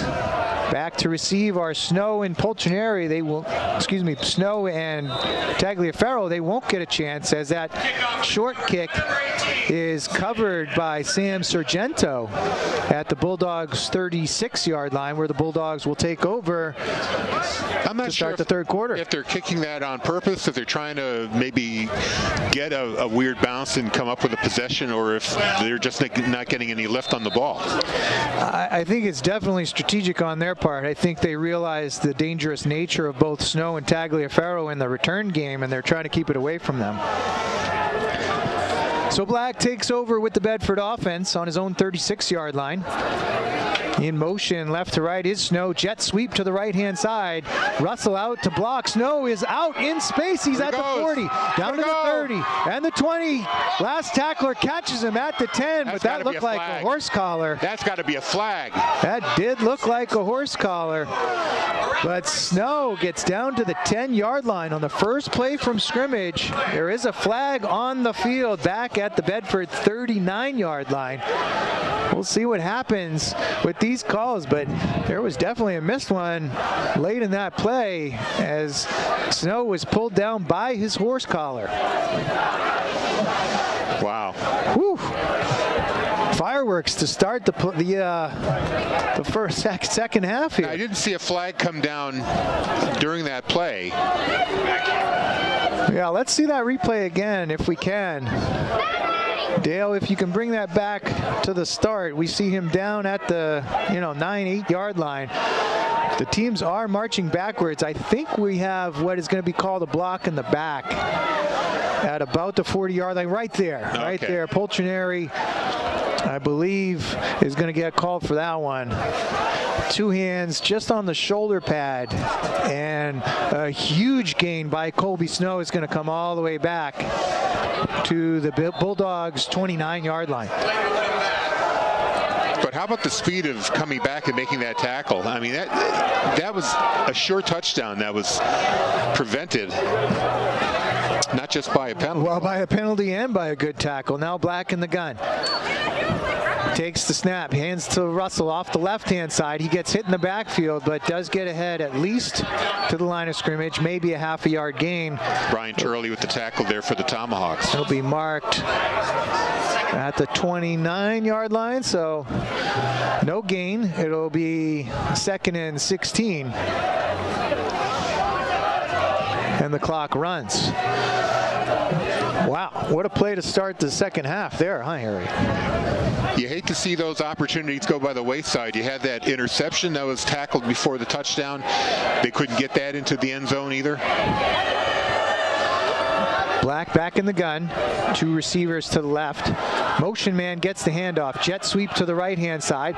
Tagliaferro out to the 32, maybe 33-yard line. And it'll be 3rd and long. Yardage to gain is the 46, and they mark him at the 33. So we'll have 3rd and 13. I wonder if they'll go to the air here. I mean, you really don't have too much of a choice unless you play a draw play, but I would think maybe a screen or you're going to look over the middle again. I'm just a little, I know they had the success on the opening play that got called back on the penalty, but I'm a little surprised they haven't gone to the air because they had a lot of success toward the end of the half, moving the ball down and getting that touchdown. Sure did. Slot right, tight left, split left. Black in the gun. Takes the snap. Ledger Russell out in the swing pattern to his left. He'll scramble to the right side, throws it deep downfield, and it's intercepted. Garen Brown comes up with the pick at the Tomahawks' 46-yard line. Now it's intended for McAuliffe. He had his man. The throw is just low and behind McAuliffe. And the great defensive play there by Garen Brown as he steps in and picks it off. Well, that nullifies the opening possession. And now Merrimack with great field position at their own 47-yard line. 10:03 to go in the third quarter. With a 9-7 lead, they're looking to add to it. So Jackson will bring the Tomahawks offense back to the line of scrimmage. The ball is marked at the 48-yard line. Slot right, slot left. Romello Hyde in the backfield will take the handoff right up the middle. He has some yardage. Out to the... Oh, we're going to have a hold call as a flag came in late. He got down to the Bedford 46-yard line, but a flag flew in from the back judge. Usually means there's going to be a hold, and that's what it is. Tomahawks offensive line is back to the line of scrimmage, unaware that they will be marching backwards. Or maybe they're just hoping that they can just snap the ball and forget about that flag. Well, isn't that how you point at if the ball's under a whole host of people in a pig pile, you just start pointing the direction that you hope it's going, right? Yeah, exactly. No, it's our guy that got the ball. Suggestion. It's our guy that got the ball. So they march him back. The Tomahawks will be on their own 42-yard line. About first and 15 or 16 yards. Jackson hands off to Romello up the middle. Hyde ahead out to the 49-yard line. Well, he'll be tackled. It'll be 9 yards, third and 9. Second, I'm sorry, a 6-yard gain there. And it looks like Hyde's on one knee. He might have taken a shot there, feeling the effect of that tackle. Trainers are going to come out. And while we got a stoppage in play, let me read this message for you. The Bedford Bulldogs Athletic Booster Club would like to thank their generous sponsors. Platinum sponsors BEI Network, Z1 Express, London Family Orthodontics, Gear Up Bedford, Spectrum Marketing, Gold sponsor Liberty Hill Construction, Silver sponsors Wicked Good Butcher, KCB, and Realty One Group. In addition, Bedford Friends of Football would like to thank the following sponsors: Coca-Cola Northeast, Cisco, CrossFit Athletics, Tidewater Catering Group, Treescapes, Fine Homes Group, 10 and 10 Attorneys, and Elsmore Catering. 2nd and 9 for the Tomahawks on their own 49-yard line. Jackson back in the gun, has Brown to his right, slot left. He looks to the left in the flat. Pass complete into the flat. No, see. Little gain, and they will mark him down at the Bulldogs' 48-yard line. So a 4-yard gain. That catch might hit the ground, but they're going to call it a catch. Looks to be about 3rd and 7, maybe a long 6. Jackson Forbes is really selling it too. Trent Jackson, quarterback, senior, barks out the signals. Back into the shotgun. Has Garen Brown to his right. Go with the hard count. Nobody jumps. They look back to the sideline for the play. 2 receivers to the right-hand side. Tight end is right as well. 1 split to the left. Jackson back in the gun, takes the snap, toss sweep to Brown. He gets out to the right-hand side, sneaks by a couple of tacklers, still on his feet down to the Bedford 44-yard line, but he's going to be short of the first down yardage. Yeah, it's going to be 4th and 4, 4th and 3, and they're pretty close to midfield. Do they go for it on 4th? Looks like they're going to punt as Reese Lopez trots back and will be in punt formation. So the Tomahawks do not appear to go for it here. I have to say, Garen Brown is a crafty runner back there, the junior running back, number 8. Great footwork and is able to avoid tacklers. Not huge of stature, but able to avoid tacklers and get good yardage. The punt is away out to the right sideline, bounces towards the far sideline, and will trickle out of bounds inside the 20 at the 10-yard line, maybe 11. We'll see where they mark it, but the Bulldogs will be on the offense. They've got a long field to make up. Congratulations to girls soccer. They played on this field this afternoon and they won their quarterfinal playoff contest against the Merrimack Tomahawks 4-1. They advanced to the semifinals being played at Stello Stadium on Monday at 4 p.m. against the Portsmouth Clippers. BCTV will have coverage for you 4 o'clock on Monday. Be sure to tune in. Good luck to the girls soccer team. Tomahawks are unable to capitalize on the interception by Black. Black comes back to the line of scrimmage, takes a snap. It's a pass, screen pass out to the left-hand side. Logan Sphere receives it and gets up to about the 20-yard line, maybe 21, where they'll mark him down and out of bounds. But looks like it's good for first. Not before he has first down yardage, as Harry says. First down, number 14. Had some blockers out in front of him. Black took a bit of a shot there from Maxwell Naughton. Hands to the face a little bit. You know, Black was playing with fire there a little bit as he paused and then paused again, setting up that screen pass. Was precariously close to taking a sack there, but did get that ball away. Motion now, jet sweep to the right-hand side is Colby Snow. He has some blockers out to the 25, 26-yard line. He's brought down there. After a 5-yard gain, it'll be 2nd and 5. Yeah, Ledger Russell tried to spring him there. Didn't quite get enough of that block, but still able to pick up 5 yards on that play. Clock continues to tick. The Bulldogs trail the Tomahawks 9-7 in the third quarter, just about halfway through this third quarter. Bulldogs trying to put together an offensive drive after an interception on their first drive of the second half. Black back to the line of scrimmage. Snow goes in motion, right to left, but the handoff goes up the middle to Logan Sphere. He gets stacked up in the backfield, maybe back to the line of scrimmage. Yeah, he ran right into number 88, Owen Sadowski. Well, mark it at the 26, so it'll be 3rd and 5. Tackle there by Sadia. Linebacker came up, made a good hit in the backfield. Hyde in on the tackle as well. So 3rd and 5, take to the air here. They're sending out 4 receivers. 3 to the left-hand side, including the tight end, Cal McAuliffe. Black takes the snap, looks to the left. He's going to pass, and he's going to get sacked. He's not going to pass. The ball is out. It's back on the 5-yard line, covered by the Tomahawks. And I'm not sure if they're going to rule this a fumble or was he down? Okay, watch the replay here. That ball's out. On the ground. That ball was out. It came out beforehand? That ball was definitely out. Fumble by the Bulldogs and the Tomahawks. Ooh, whoa, whoa, whoa. Jeez, it looked for sure that the Tomahawks had covered that. But I see a 4th down signal from the far side official. 4th down. The Bulldogs do somehow get on top of that ball. I do not know how that happened. Well, they're going to be punting from their end line.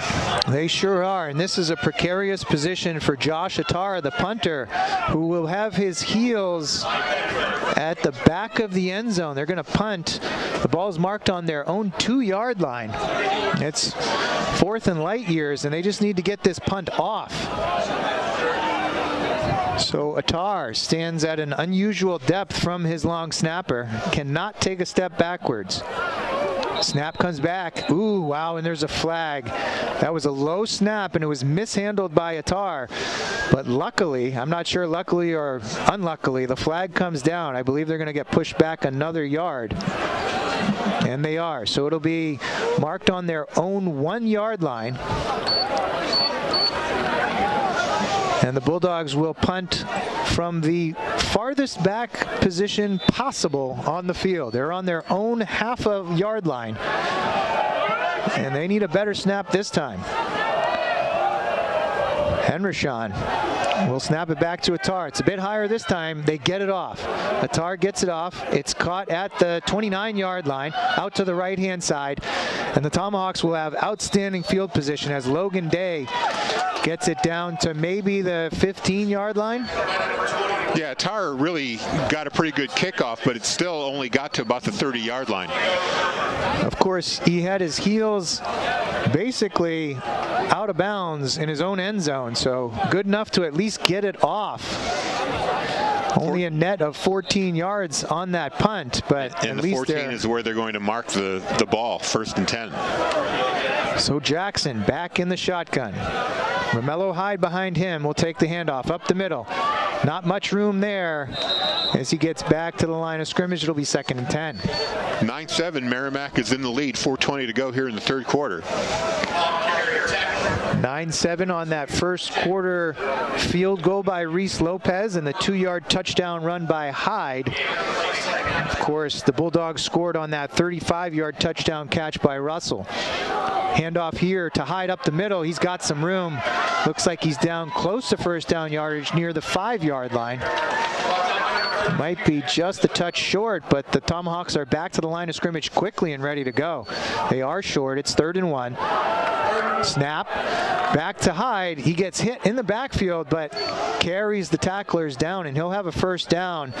1st and goal for the Tomahawks inside the 4-yard line. They're back ready to go again. There is a wide receiver out to the right-hand side there, and nobody within 10 yards of him. That's Day, 21. Now somebody...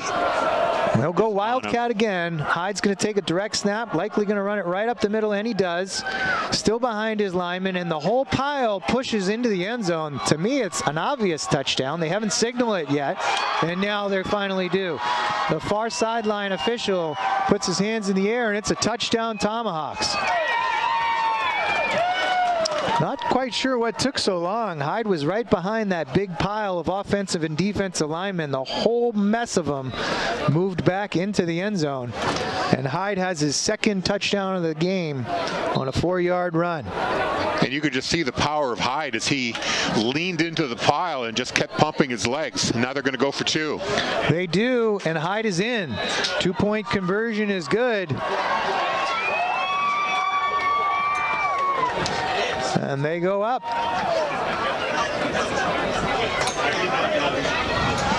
As you can see on the replay there, Hyde back in the Wildcat, off the right-hand side, into the end zone. We do have a flag here, laying at the 7-yard line. I believe they may have some substitution issues here. We'll have to see what that gets sorted out.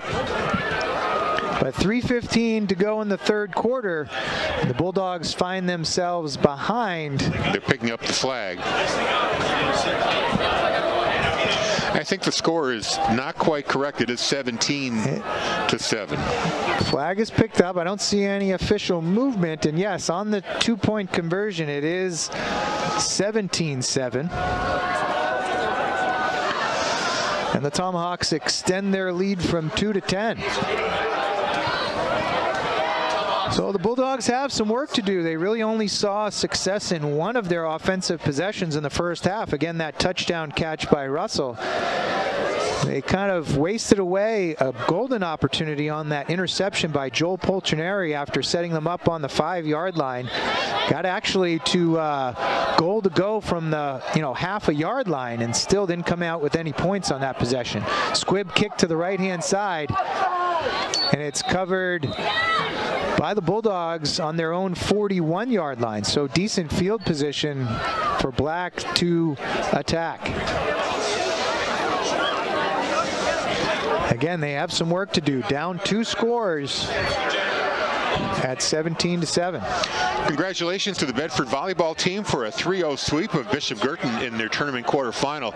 They will face Exeter in the semifinals on Tuesday, the first at Pinkerton Academy. And we'll try to get you that game either live or on tape delay. Bedford offense back on the field. Slot left, tight right. Flanker is right. Black in the backfield. Motion man is Tagliaferro. He fakes it to him. Down the right-hand side, it's a duck. Oof. Coming back to break up a sure interception was Colby Snow. Garen Brown had settled under it, as you can see here on the replay. Yeah, he had his hands on that ball, and Snow just hit him in the back, and he couldn't hold on. Tough pass there by Black, as he had some time and was delivering it deep over the middle, but it came out wonky and did not get the distance that he wanted on it. No doubt our Merrimack fans watching on Merrimack TV are enjoying this game. I can imagine, with a 10-point lead. The Tomahawks winning 17-7. Glad you're along with us. Glad we could bring you this game, courtesy of BC TV. Want to acknowledge the effort there by Colby Snow to break up that pass, too. Again, that was a sure interception, if not for his effort. Black takes the snap, looks down the right-hand side. Deep out is Tagliaferro, makes the catch. Good hit there by Sadowski and Logan Day as they sandwich Tagliaferro, but not before he comes down with it and gets the ball into Tomahawk territory at the 44-yard line. He absorbed the hit and just made sure he hung on to it. Maybe he knew he was going to get smacked. Just gripped it extra hard, made sure it didn't come out. Jeez. Just had a John Madden moment there with the boom, but with that sandwich, we had players falling all over the place. 1st and 10 Bulldogs at the 44-yard line. 2:40 to go in the third quarter. Slot left, tight right, split right.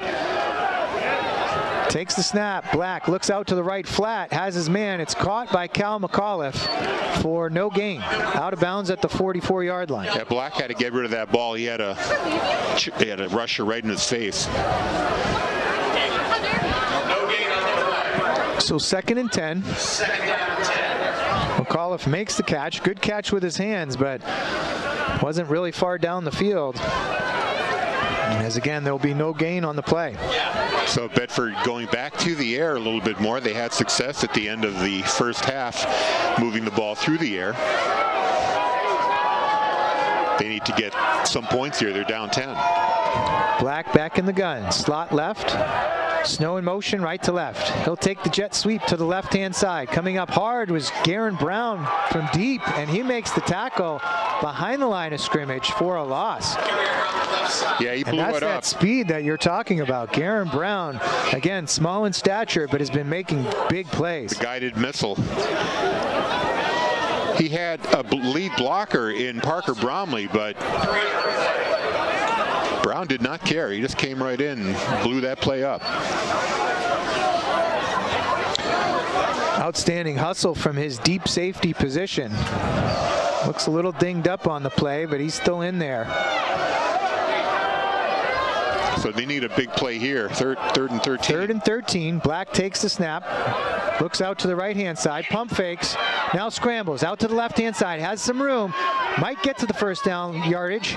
And he's pushed out at about the 35, and I think he's short of first down yardage, but it's going to be 4th and 1, and likely close enough to go for it on 4th. Yeah, they have to do it. Only 1:35 left in the third quarter here. Down 2 scores. They need to get some points on the board here. 3rd and 1.5 here, or 4th and 1.5. And so the offense stays on the field. Danny Black trots into the huddle and calls out the play to his teammates. Big play here, close to the end of the third quarter. 17-7, the Tomahawks lead the Bulldogs, and the Bulldogs need this first down. Black in the pistol, 2 tight set. Motion man is Snow. Hands it off, up the middle, first down yardage. I believe that's Sphere. It is Sphere. And he got just enough. And they'll mark, they mark him inside the 34-yard line. I think that's enough. Yeah, judging by this official and that official, they were walking on the right side of the yardage marker. So I'm going to assume they're going to give him the first down here. I would think so, and they do. They move the sticks. We also have a Tomahawks player down injured. I don't quite see which player that is. Yeah, I can't see the number. It's on his back. And we will take an official timeout as they attend to the injured player who's down at about the 30-yard line. And again, we can't quite see who that is.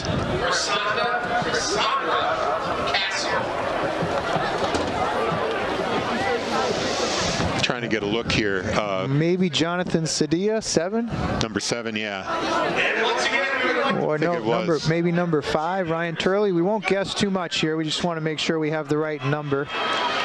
But he is still down. Looks like they're looking at lower body, maybe a knee or ankle. I want to quickly acknowledge our 2 other Bedford sports teams that fell short in their tournament hopes. Bedford boys soccer falling 2-1 to Portsmouth on Wednesday in the first round of the playoffs, and Bedford field hockey falling to Dover 3-2 last Sunday in the quarterfinals.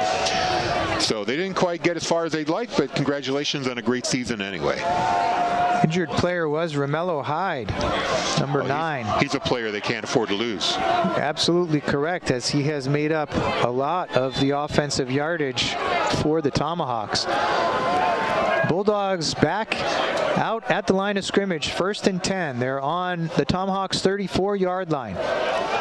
Black takes the snap, fakes the jet sweep, pulls it back down, throws it late, deep's got his man off the defender's helmet, and the flag comes down. They're going to call an defensive pass interference.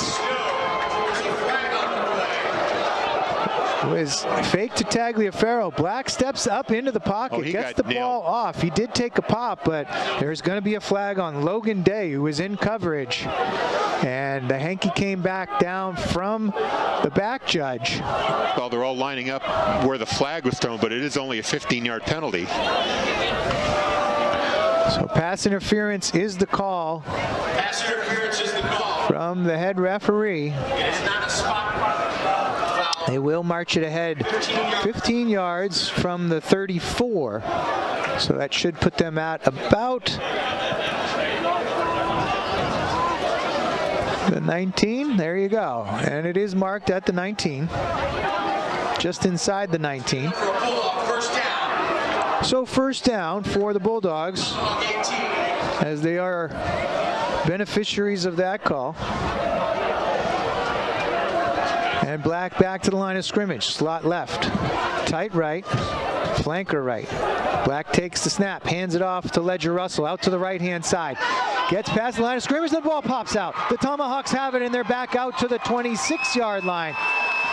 Ledger Russell had some space there, but as he fought for additional yardage, the ball pops out. Right there, swiped out of it by number on the 20-yard line. I believe that was 21, who was just called for the pass interference, Logan Day.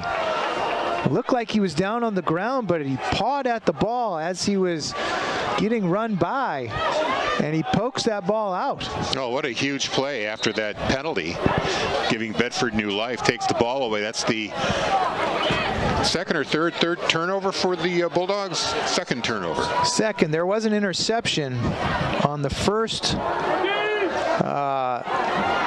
drive in the second half here. Jackson now hands it off up the middle. I believe that's Hyde. It's good to see him back out there, as he was injured on the defensive side of the ball the last possession. And again, the Tomahawks very fortunate to come up with that fumble. Time ticking away here in the third quarter, 50 seconds to go. The Bulldogs, again, have some work to do. It's a 2-score game. They trail 17-7 in the waning moments of the third quarter. Jackson back in the gun. Hyde to his right, slot left. Nobody jumps on the hard count. They look back to the right on the far sideline for the updated play call. Hyde moves to the left now of Jackson. Jackson takes the snap, hands it off to Hyde up the middle. breaks through the defensive line, gets to the second level, and he'll be down at the 36-yard line. 5-yard pickup, 6-yard pickup actually. It'll be 3rd and 1, and the clock will likely run out on the third quarter. 2 and 1, and Jackson trots to the far sideline. That'll do it for the third quarter. 17-7 is your score. The Tomahawks lead here in Bedford over the Bulldogs. Enjoying the game? Check out more BHS sports action from Bedford Community TV on your Roku or soon Apple TV. You can also watch the Cablecast Screenweave app on Amazon Fire TV, Apple TV, and Roku. Download the app and watch your next game live on the big screen.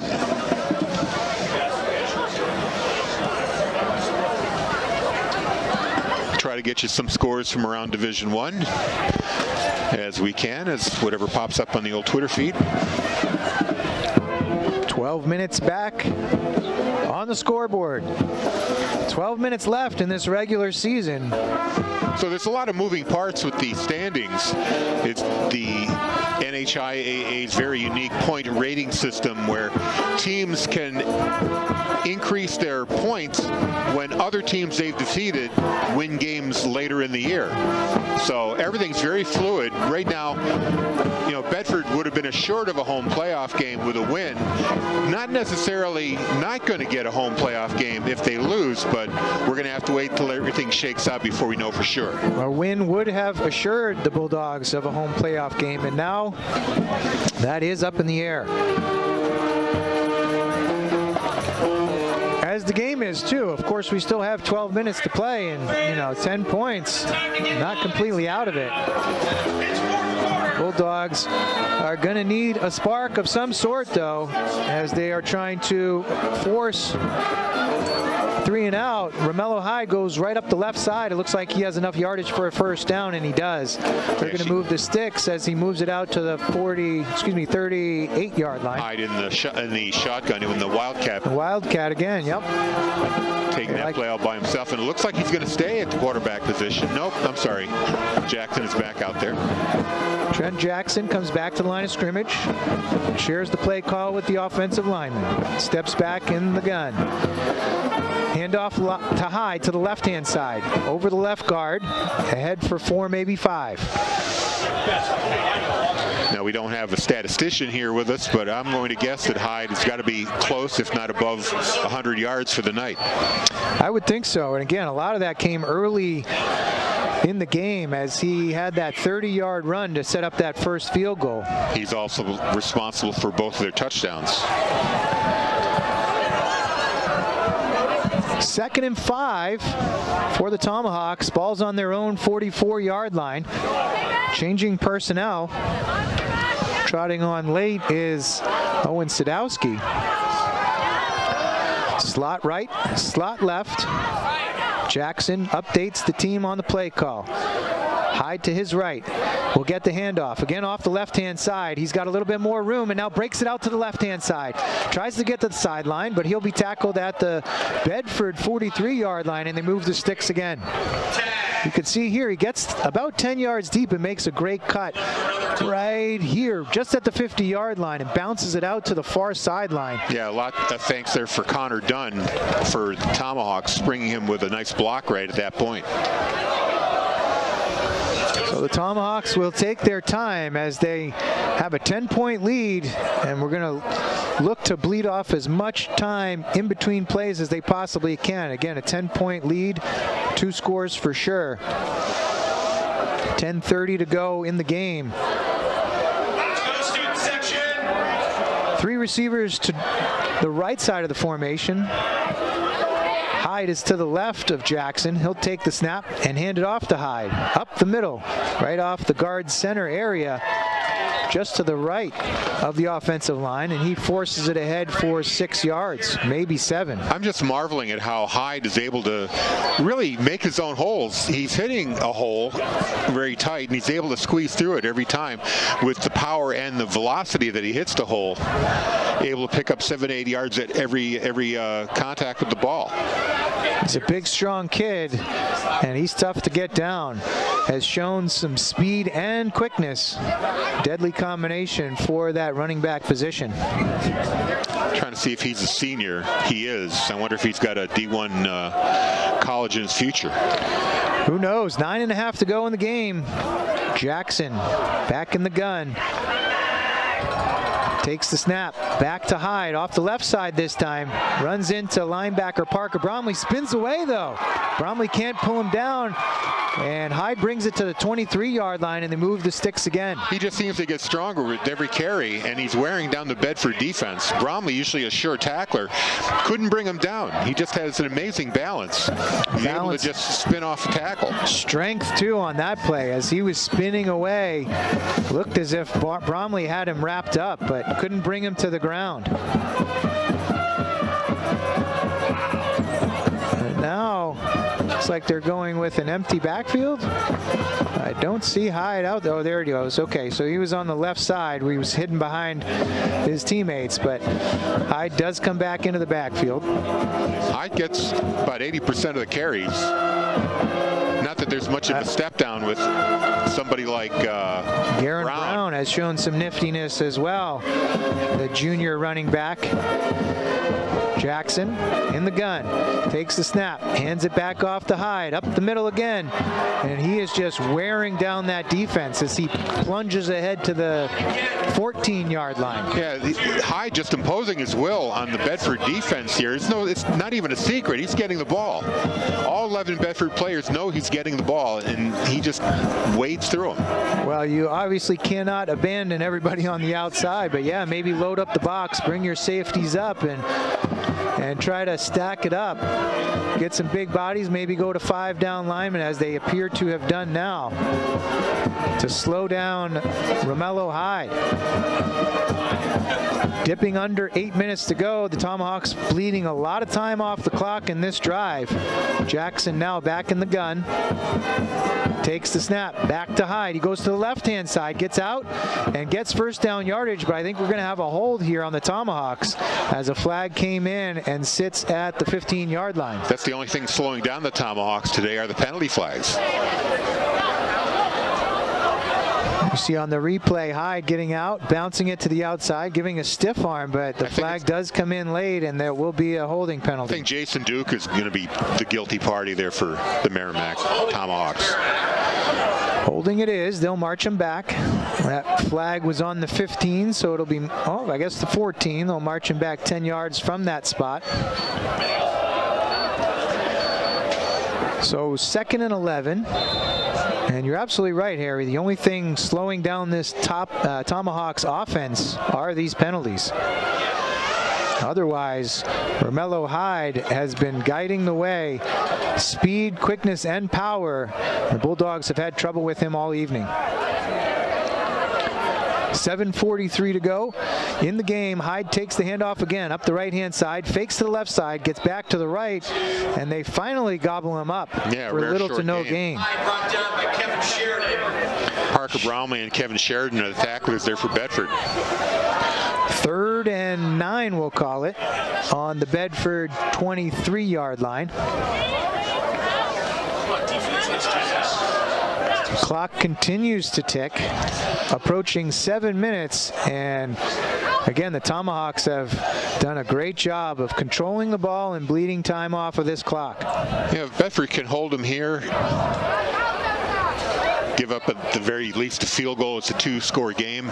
They have a shot, but 7 minutes to go, albeit a long one. 3rd and 9, slot right, wing left, split left. Wing moves in motion from left to right. Hyde takes the handoff, and he's tackled behind the line of scrimmage. Cal McAuliffe knifes in, and he will tackle Hyde at the 25-yard line. Well, this is 4th and 12. Definitely too long for a field goal. It would be 42 yards from here.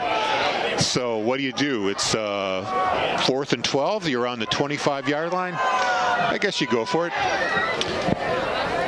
I would think so. I mean, you don't have many plays that you think are going to get you 12 yards each time, but it seems like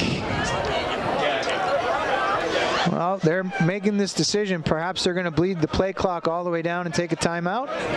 Yeah, the official has his arm up. That's T-minus 5 seconds. They've got to do something here. And that appears what they'll do. I think or they'll take the. There it is. So there's your timeout. Delay. Oh, that's timeout. Okay. So the timeout is called for the Tomahawks. 5:55 to go in the game. The Tomahawks hold a 17-7 lead here halfway through the fourth quarter. 4th and 12. Harry, I'm thinking you're probably going to go for this, right? You could go with a quick kick and try to bury him way back, but if it tumbles into the end zone, it's only a 5-yard difference, right? Yeah. Or you can try to run one of your, deep pass plays right near the yardage markers. Yardage to gain is the 13-yard line. Or maybe you try another pass out to the flat to hide. Hopefully, they're thinking hopefully Bedford kind of loses track of them. They did that a few times in the first half to great effect. And so if you're the Bulldogs, you need to be careful here. If they come out in punt formation, which they do not, the offense is back on the field, you need to make sure you're covering. A first down here, if you're the Bulldogs, is real trouble. Jackson, slot right, slot left. Romello Hyde to his left in the backfield. Jackson in the gun. Takes the snap, looks down the middle, out to the right-hand side. He's in the flat, and it is incomplete. The pass was behind Sadowski. I'm not even sure. Was it intended for Sadowski? It didn't look like it was anywhere near him. I think Jackson was expecting an out pattern, but Sadowski kept going down the field, and it looks like we have an injured player, Kevin Sheridan, on the field, as he looks to be in tough shape. It was incomplete, so it will be a turnover on downs. The Bulldogs get the ball back. Well, they only have 6 minutes, 5:51, to get two scores. And this is when you look back and you look at the opportunities that slipped away. You had the near pick six that turned into a missed field goal, so nothing came of that. That was huge. Another missed opportunity. And their offense was really stuttering early on. Of course, they punted on their first possession, pretty much a 3-and-out, if not for the penalties. And then after that, their second possession was a 3-and-out in the first quarter. They benefited from Joel Poltrineri's interception return all the way down to the Merrimack 5-yard line. And as you just mentioned, were unable to put points on the board with that possession. We've got some scores to report. Nashua South with a 47-26 win over Goffstown down at Stellos. Pinkerton Academy with a 3-point lead late in the third over Concord, 27-24. That's a tight one. Sheridan is back on his feet and is walking off. No limp, he's actually going to trot off. That is great to see. And hopefully he'll be back out there again. Sheridan is a critical part of this defense for sure, but also plays that second tight end in the heavy formations on offense as well. Has a couple of receptions this season for a great positive yardage. So good to see Kevin Sheridan back up and walking off and trotting off under his own power. Ball is marked on the 25-yard line in Bedford territory. 1st and 10 for Bedford. And again, as you've said, Harry, they have some work to do here. They trail by 10, 17-7, with 5:51 remaining in the game. I'm expecting a lot of throws here. Try to move the ball through the air.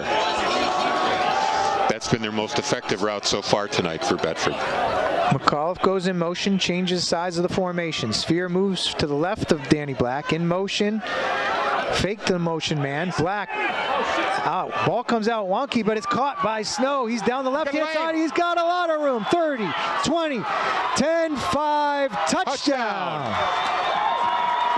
That's Tagliaferro on the catch, not Snow. My mistake.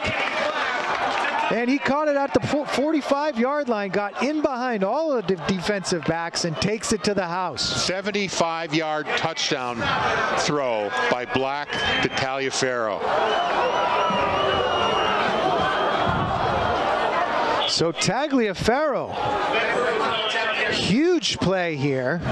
We said 5:51 to go, and only 13 seconds later, the Bulldogs are looking for an extra point to bring them within 3.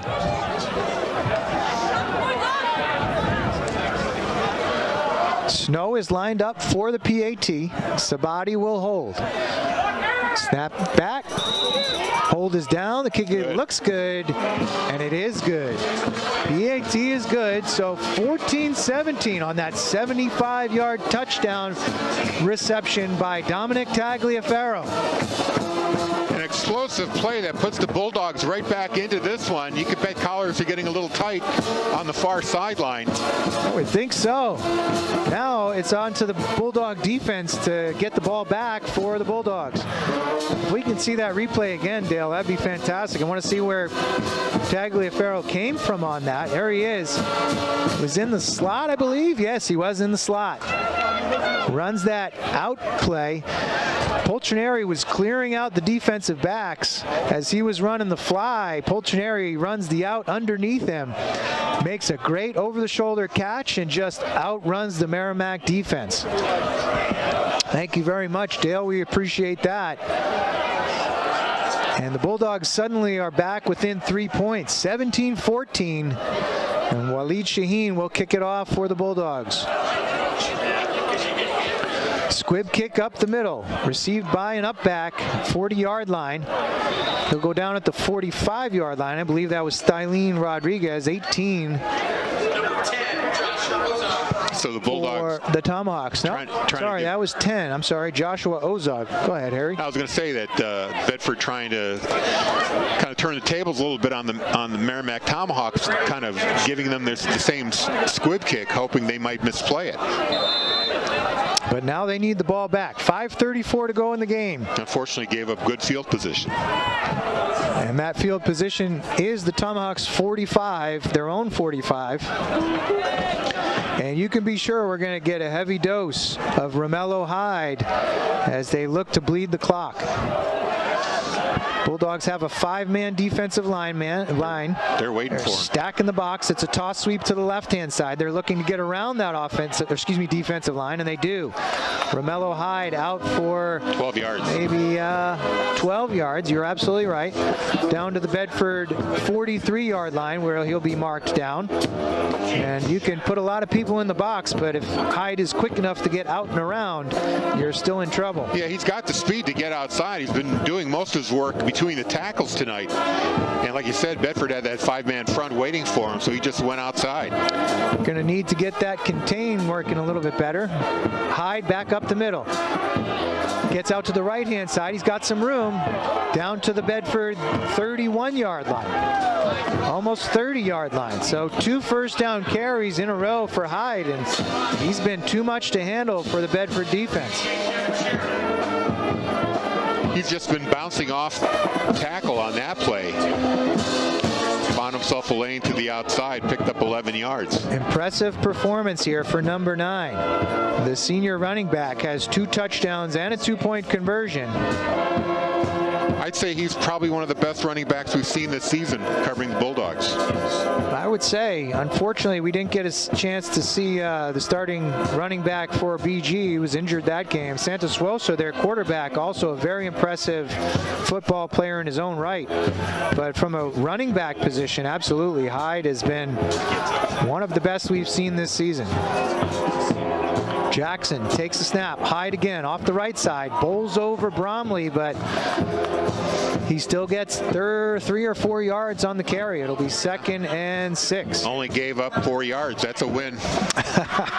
Not if you want to stop this offense, that's for sure. 4:20 to go and counting. Giving up 11 and 12 on the other 2 carries. Fair enough. Merrimack still with a 3-point lead, 17-14. Bulldogs defense is looking for a big play here.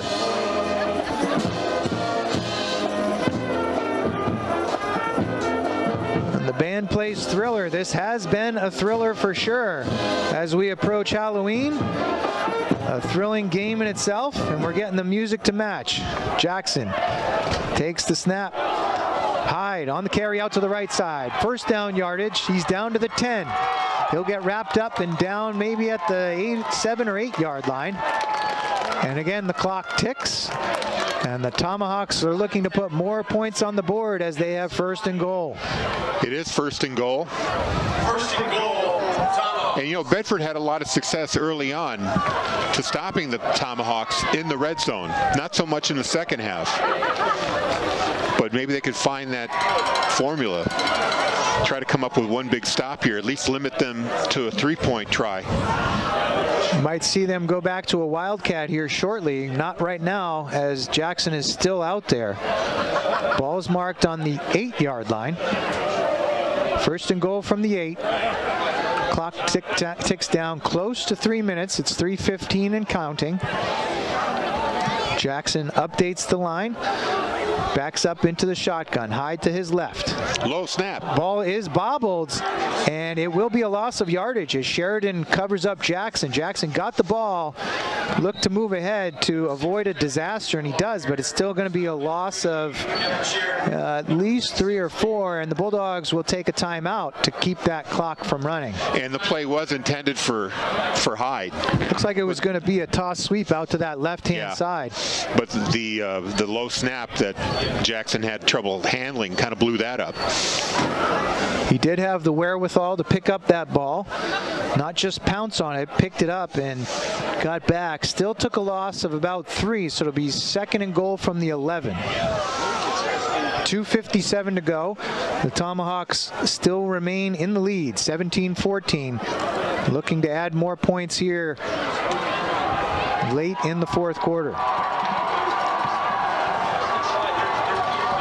Solid turnout for the student section for the Tomahawks, too. I have to admit, there are a good number of students out down to our right-hand side. Oh, they're a neighbor town. You know, we talk of Goffstown being a rival. Merrimack is just the next town over. Sure, not too far away.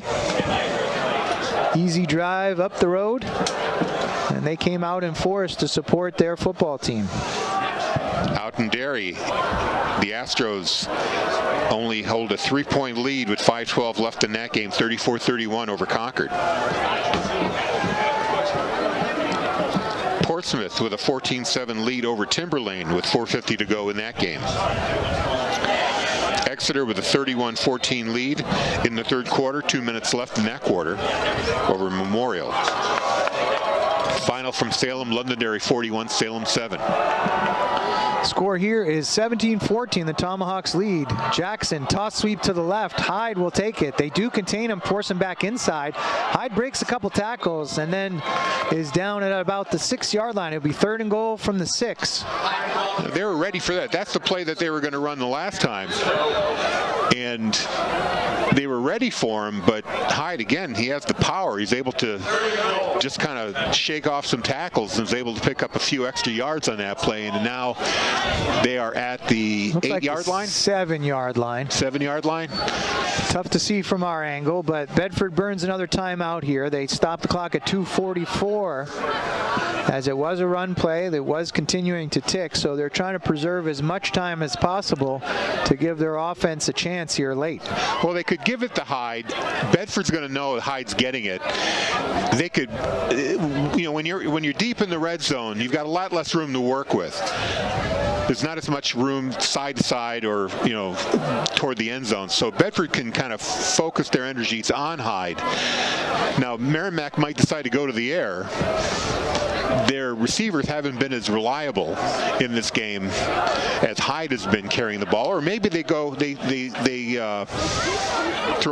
a curve in there and get the ball to Garen Brown, number 8. Right, their little scat back that's been doing a great job tonight with footwork and elusiveness. But they also don't want to take a risk of an incomplete pass, stopping the clock and preserving a timeout for the Bulldogs. So I agree with your first assessment. If I'm head coach Kip Jackson, I'm keeping the ball right on the ground, right in Romello Hyde's hands. And they do go with Wildcat here. Straight up the middle. He's going to get ahead of steam. He's going to try to power his way through. Hyde takes the direct snap right up the middle, as you called it. Down towards the goal line, and he's in. Touchdown, Tomahawks. He is in. And as they've had trouble all night, they have trouble on this play, slowing down Romello Hyde. That's his third touchdown of the game. This time a 7-yard run right up the gut.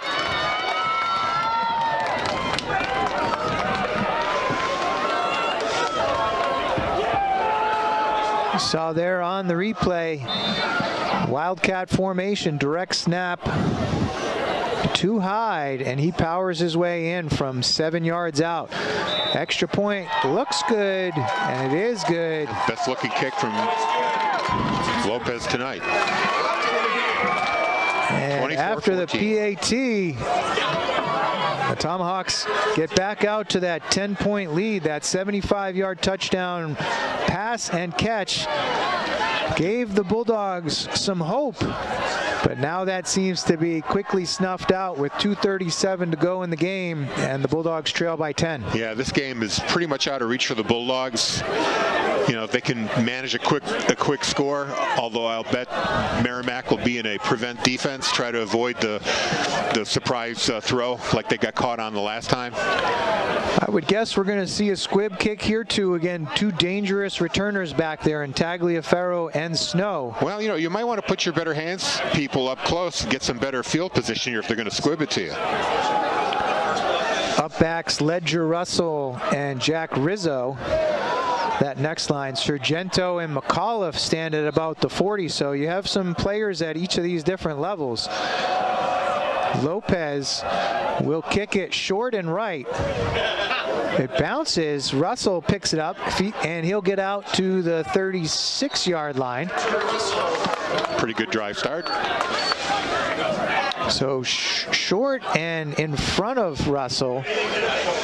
Usually you want to come up and take that ball in the air because it's a football. It is not a soccer ball. Those bounces are unusual. So it did bounce right into his hands. Fortunate enough for Ledger Russell. Not to mention, to get some momentum going, he could get up the sideline, maybe get a few extra yards. So the Bulldogs take over on their own 37-yard line. 2:33 left in the game, and they have a lot of work to do, but the Tomahawks will slow things down and call a timeout. Yeah, they only have one timeout to work with as well. Well, we got the moment here. Let's give this message a read from Bedford Athletic Booster Club, thanking their sponsors, BEI Network, Z1 Express, London Family Orthodontics, Gear Up Bedford, and Spectrum Marketing. Those are the platinum sponsors. Gold sponsor, Liberty Hill Construction. Silver sponsors, Wicked Good Butcher, TCB, and Realty One Group. In addition, Bedford Friends of Football would like to thank the following sponsors: Coca-Cola Northeast, Cisco CrossFit Athletics, Tidewater Catering Group, Treescapes Fine Homes Group, 10 and 10 Attorneys, and Ellsmore Catering. Find out how you can get involved in helping out Bedford Athletics at bbabc.net. And on behalf of the 427 fall student athletes in Bedford, we thank you for your support. Congratulations again to the 16 senior Bulldog football players as they were honored here before the game. We did catch footage of that. We'll likely play that in the replay. So take a look and give congrats to those 16 seniors. Black back in the gun. Snow goes in motion. They fake the jet sweep. He looks down the right-hand side. Delivered out to the right side. Catch complete.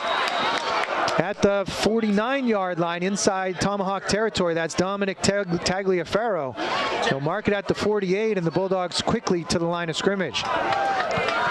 Slot right, split left. Black will roll to the left, looks downfield, fakes it, and he's going to get back to the line of scrimmage and tackled by the Tomahawks. No gain, it'll be 2nd and 10. Yeah, Jack Thornton chasing him down. And timeout, Bedford. Coach Matthews takes his 3rd and final timeout as there are 2 minutes and 15 seconds remaining in this game. And they scramble to get some more points and a probably near miracle to come back and tie or go in the lead with two touchdowns. Well, we got the time now. Let's do a quick scoring recap. is on. So Reese Lopez started out the scoring with a 26-yard field goal in the first quarter, putting the Tomahawks up 3-0. That was followed up in the second quarter on a 2-yard touchdown run by Romello Hyde, putting the Tomahawks up 9-0. The PAT was no good. Ledger Russell answered that with a 35-yard touchdown catch on a swing pass out to the left-hand side, brings the Bulldogs back to 9-7 at halftime. In the third quarter, Romello Hyde continued his scoring with a 4-yard touchdown run. The 2-point conversion was also good by Hyde, putting the Tomahawks ahead 17-7. 75-yard touchdown by Dominic Tagliaferro put the Bulldogs within 3, but then that 7-yard touchdown run by Hyde put them back out to that 10-point lead where we are, 24-14. Jet sweep to Snow. Now it's a reverse to Tagliaferro. He comes back to the near side. He gets around the left and will go out of bounds near the 40-yard line. They'll mark him at the 39. That was good for 8 yards, and it was designed to go out of bounds, so they saved some time there. Was getting out as far as he could to the near sideline on that jet sweep and then reverse to Tagliaferro. Some misdirection there. It'll be 3rd and 1. They need to get to the 43-yard line. Clearly 4-down territory, so you have 2 plays to work with. 3 receivers to the right-hand side. Black will take the snap. Looks down the middle. Delivers down the middle. Caught over the middle. That's Snow. Down to maybe the 16-yard line, 17-yard line. We'll see the replay here. Looking at him the whole way. Just ran that post pattern, and Snow catches it. Black now rolls out to the right. Looks downfield. Doesn't like what he sees. Throws it behind his receiver. Cal McAuliffe intended for a 10-yard gain there as he was close to the sticks, but it's incomplete. 2nd and 10. Nashua North with a 35-28 win. I'm not sure who they were playing. Do you know, Bill? We'll find out. 1:53 to go in the game. Tomahawks hold a 10-point lead, 24-14, and the Bulldogs offense is finally moving. They've put the ball in the air, come up with some good receptions. The last one by Colby Snow, setting the Bulldogs up 1st and 10 on the 17. Incomplete pass makes it 2nd and 10. Black now in the gun. Sphere to his left. In motion is Tagliaferro. Delivered to the left side. Caught by McAuliffe down to the 5-yard line. 6-yard line. They will move the chains. It'll be 1st and goal as they mark it just outside the 5. Yeah, it's on the 6-yard line. Clock runs. Black takes the snap, but they'll blow it dead. I believe we'll have a timeout by the Tomahawks. Yes, we do. So 1st and goal from the 6-yard line. 1:42 to go in this game. Actually, Nashua North beat Dover 42-13. That is the final.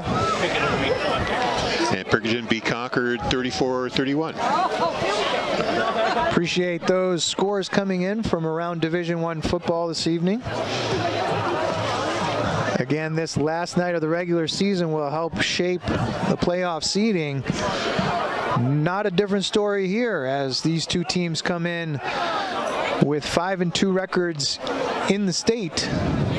The Bulldogs 6-2 overall as they won their out-of-state contest against Thornton Academy. The Tomahawks lost their out-of-state contest to Bonnie Eagle up in Standish, Maine.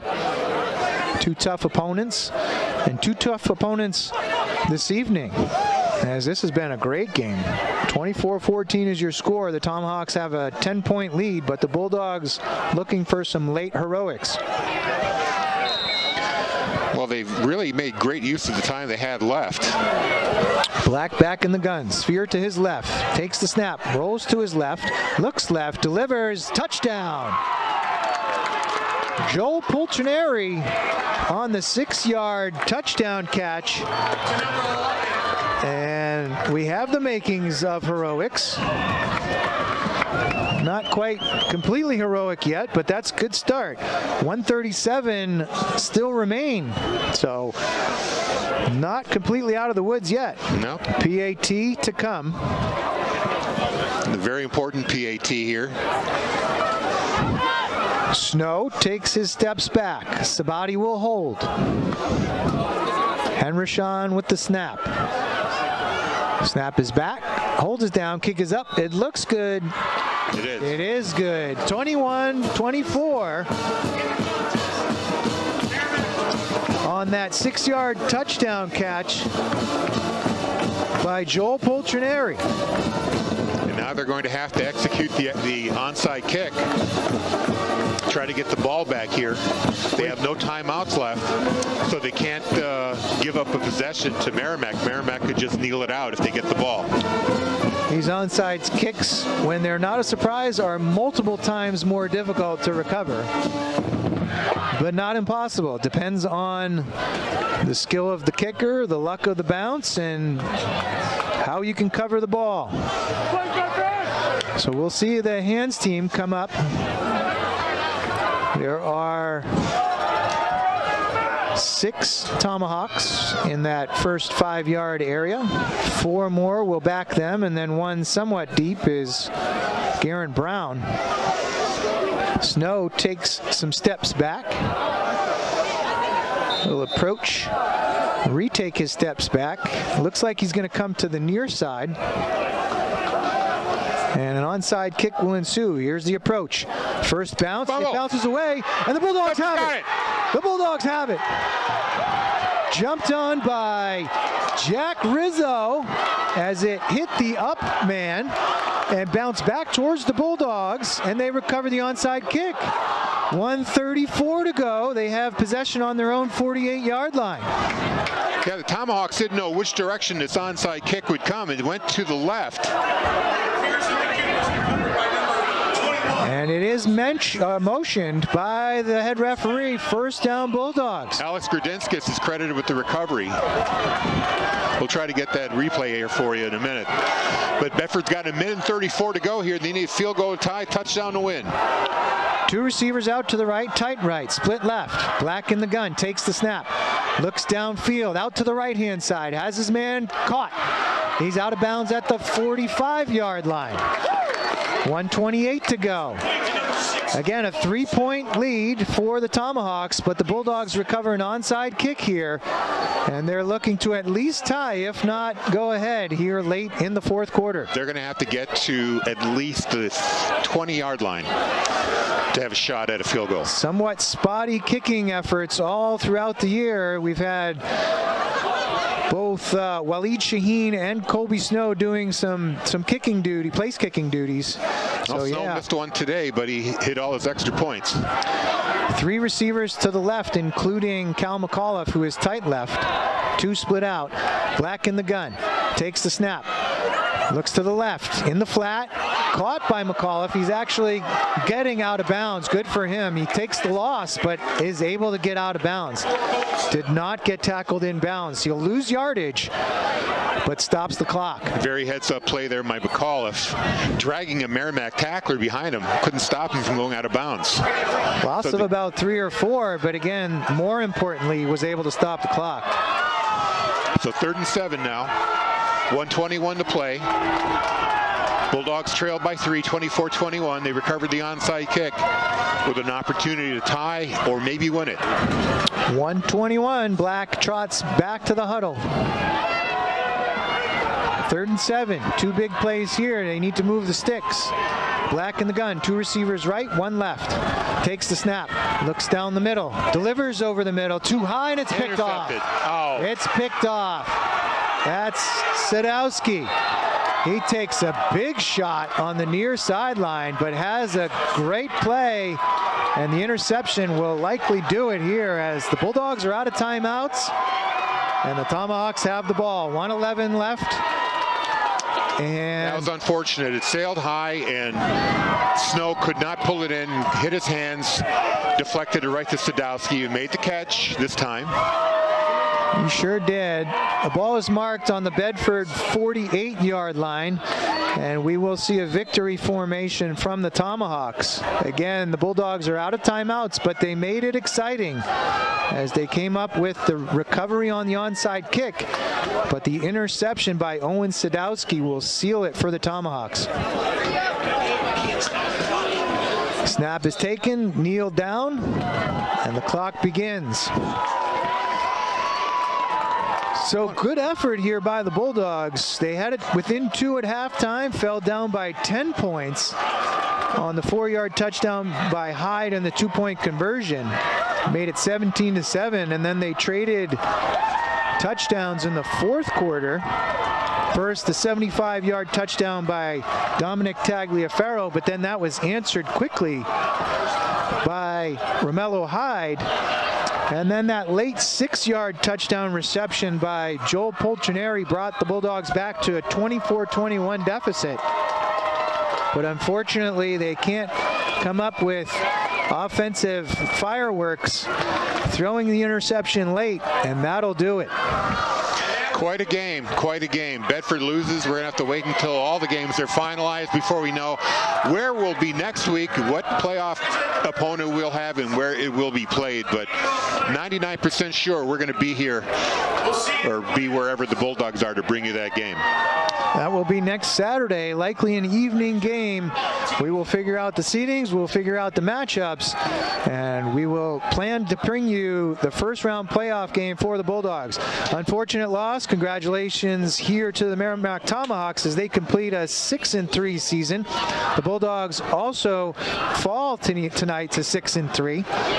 And a great game, a lot of action, some turnovers, some interceptions, some fumbles, some fireworks, some big plays, and a big play ended the game as Owen Sadowski came up with an interception late and sealed it for the Tomahawks. Corey, thanks for your call today. Thank you to Bill Jennings on the camera and Andrew Fenn and Dale Bird back in the studio. Thanks for your work on graphics and replays. Your final score, Merrimack 24, Bedford 21. You've been watching and listening to Bedford Football on Bedford 105.1.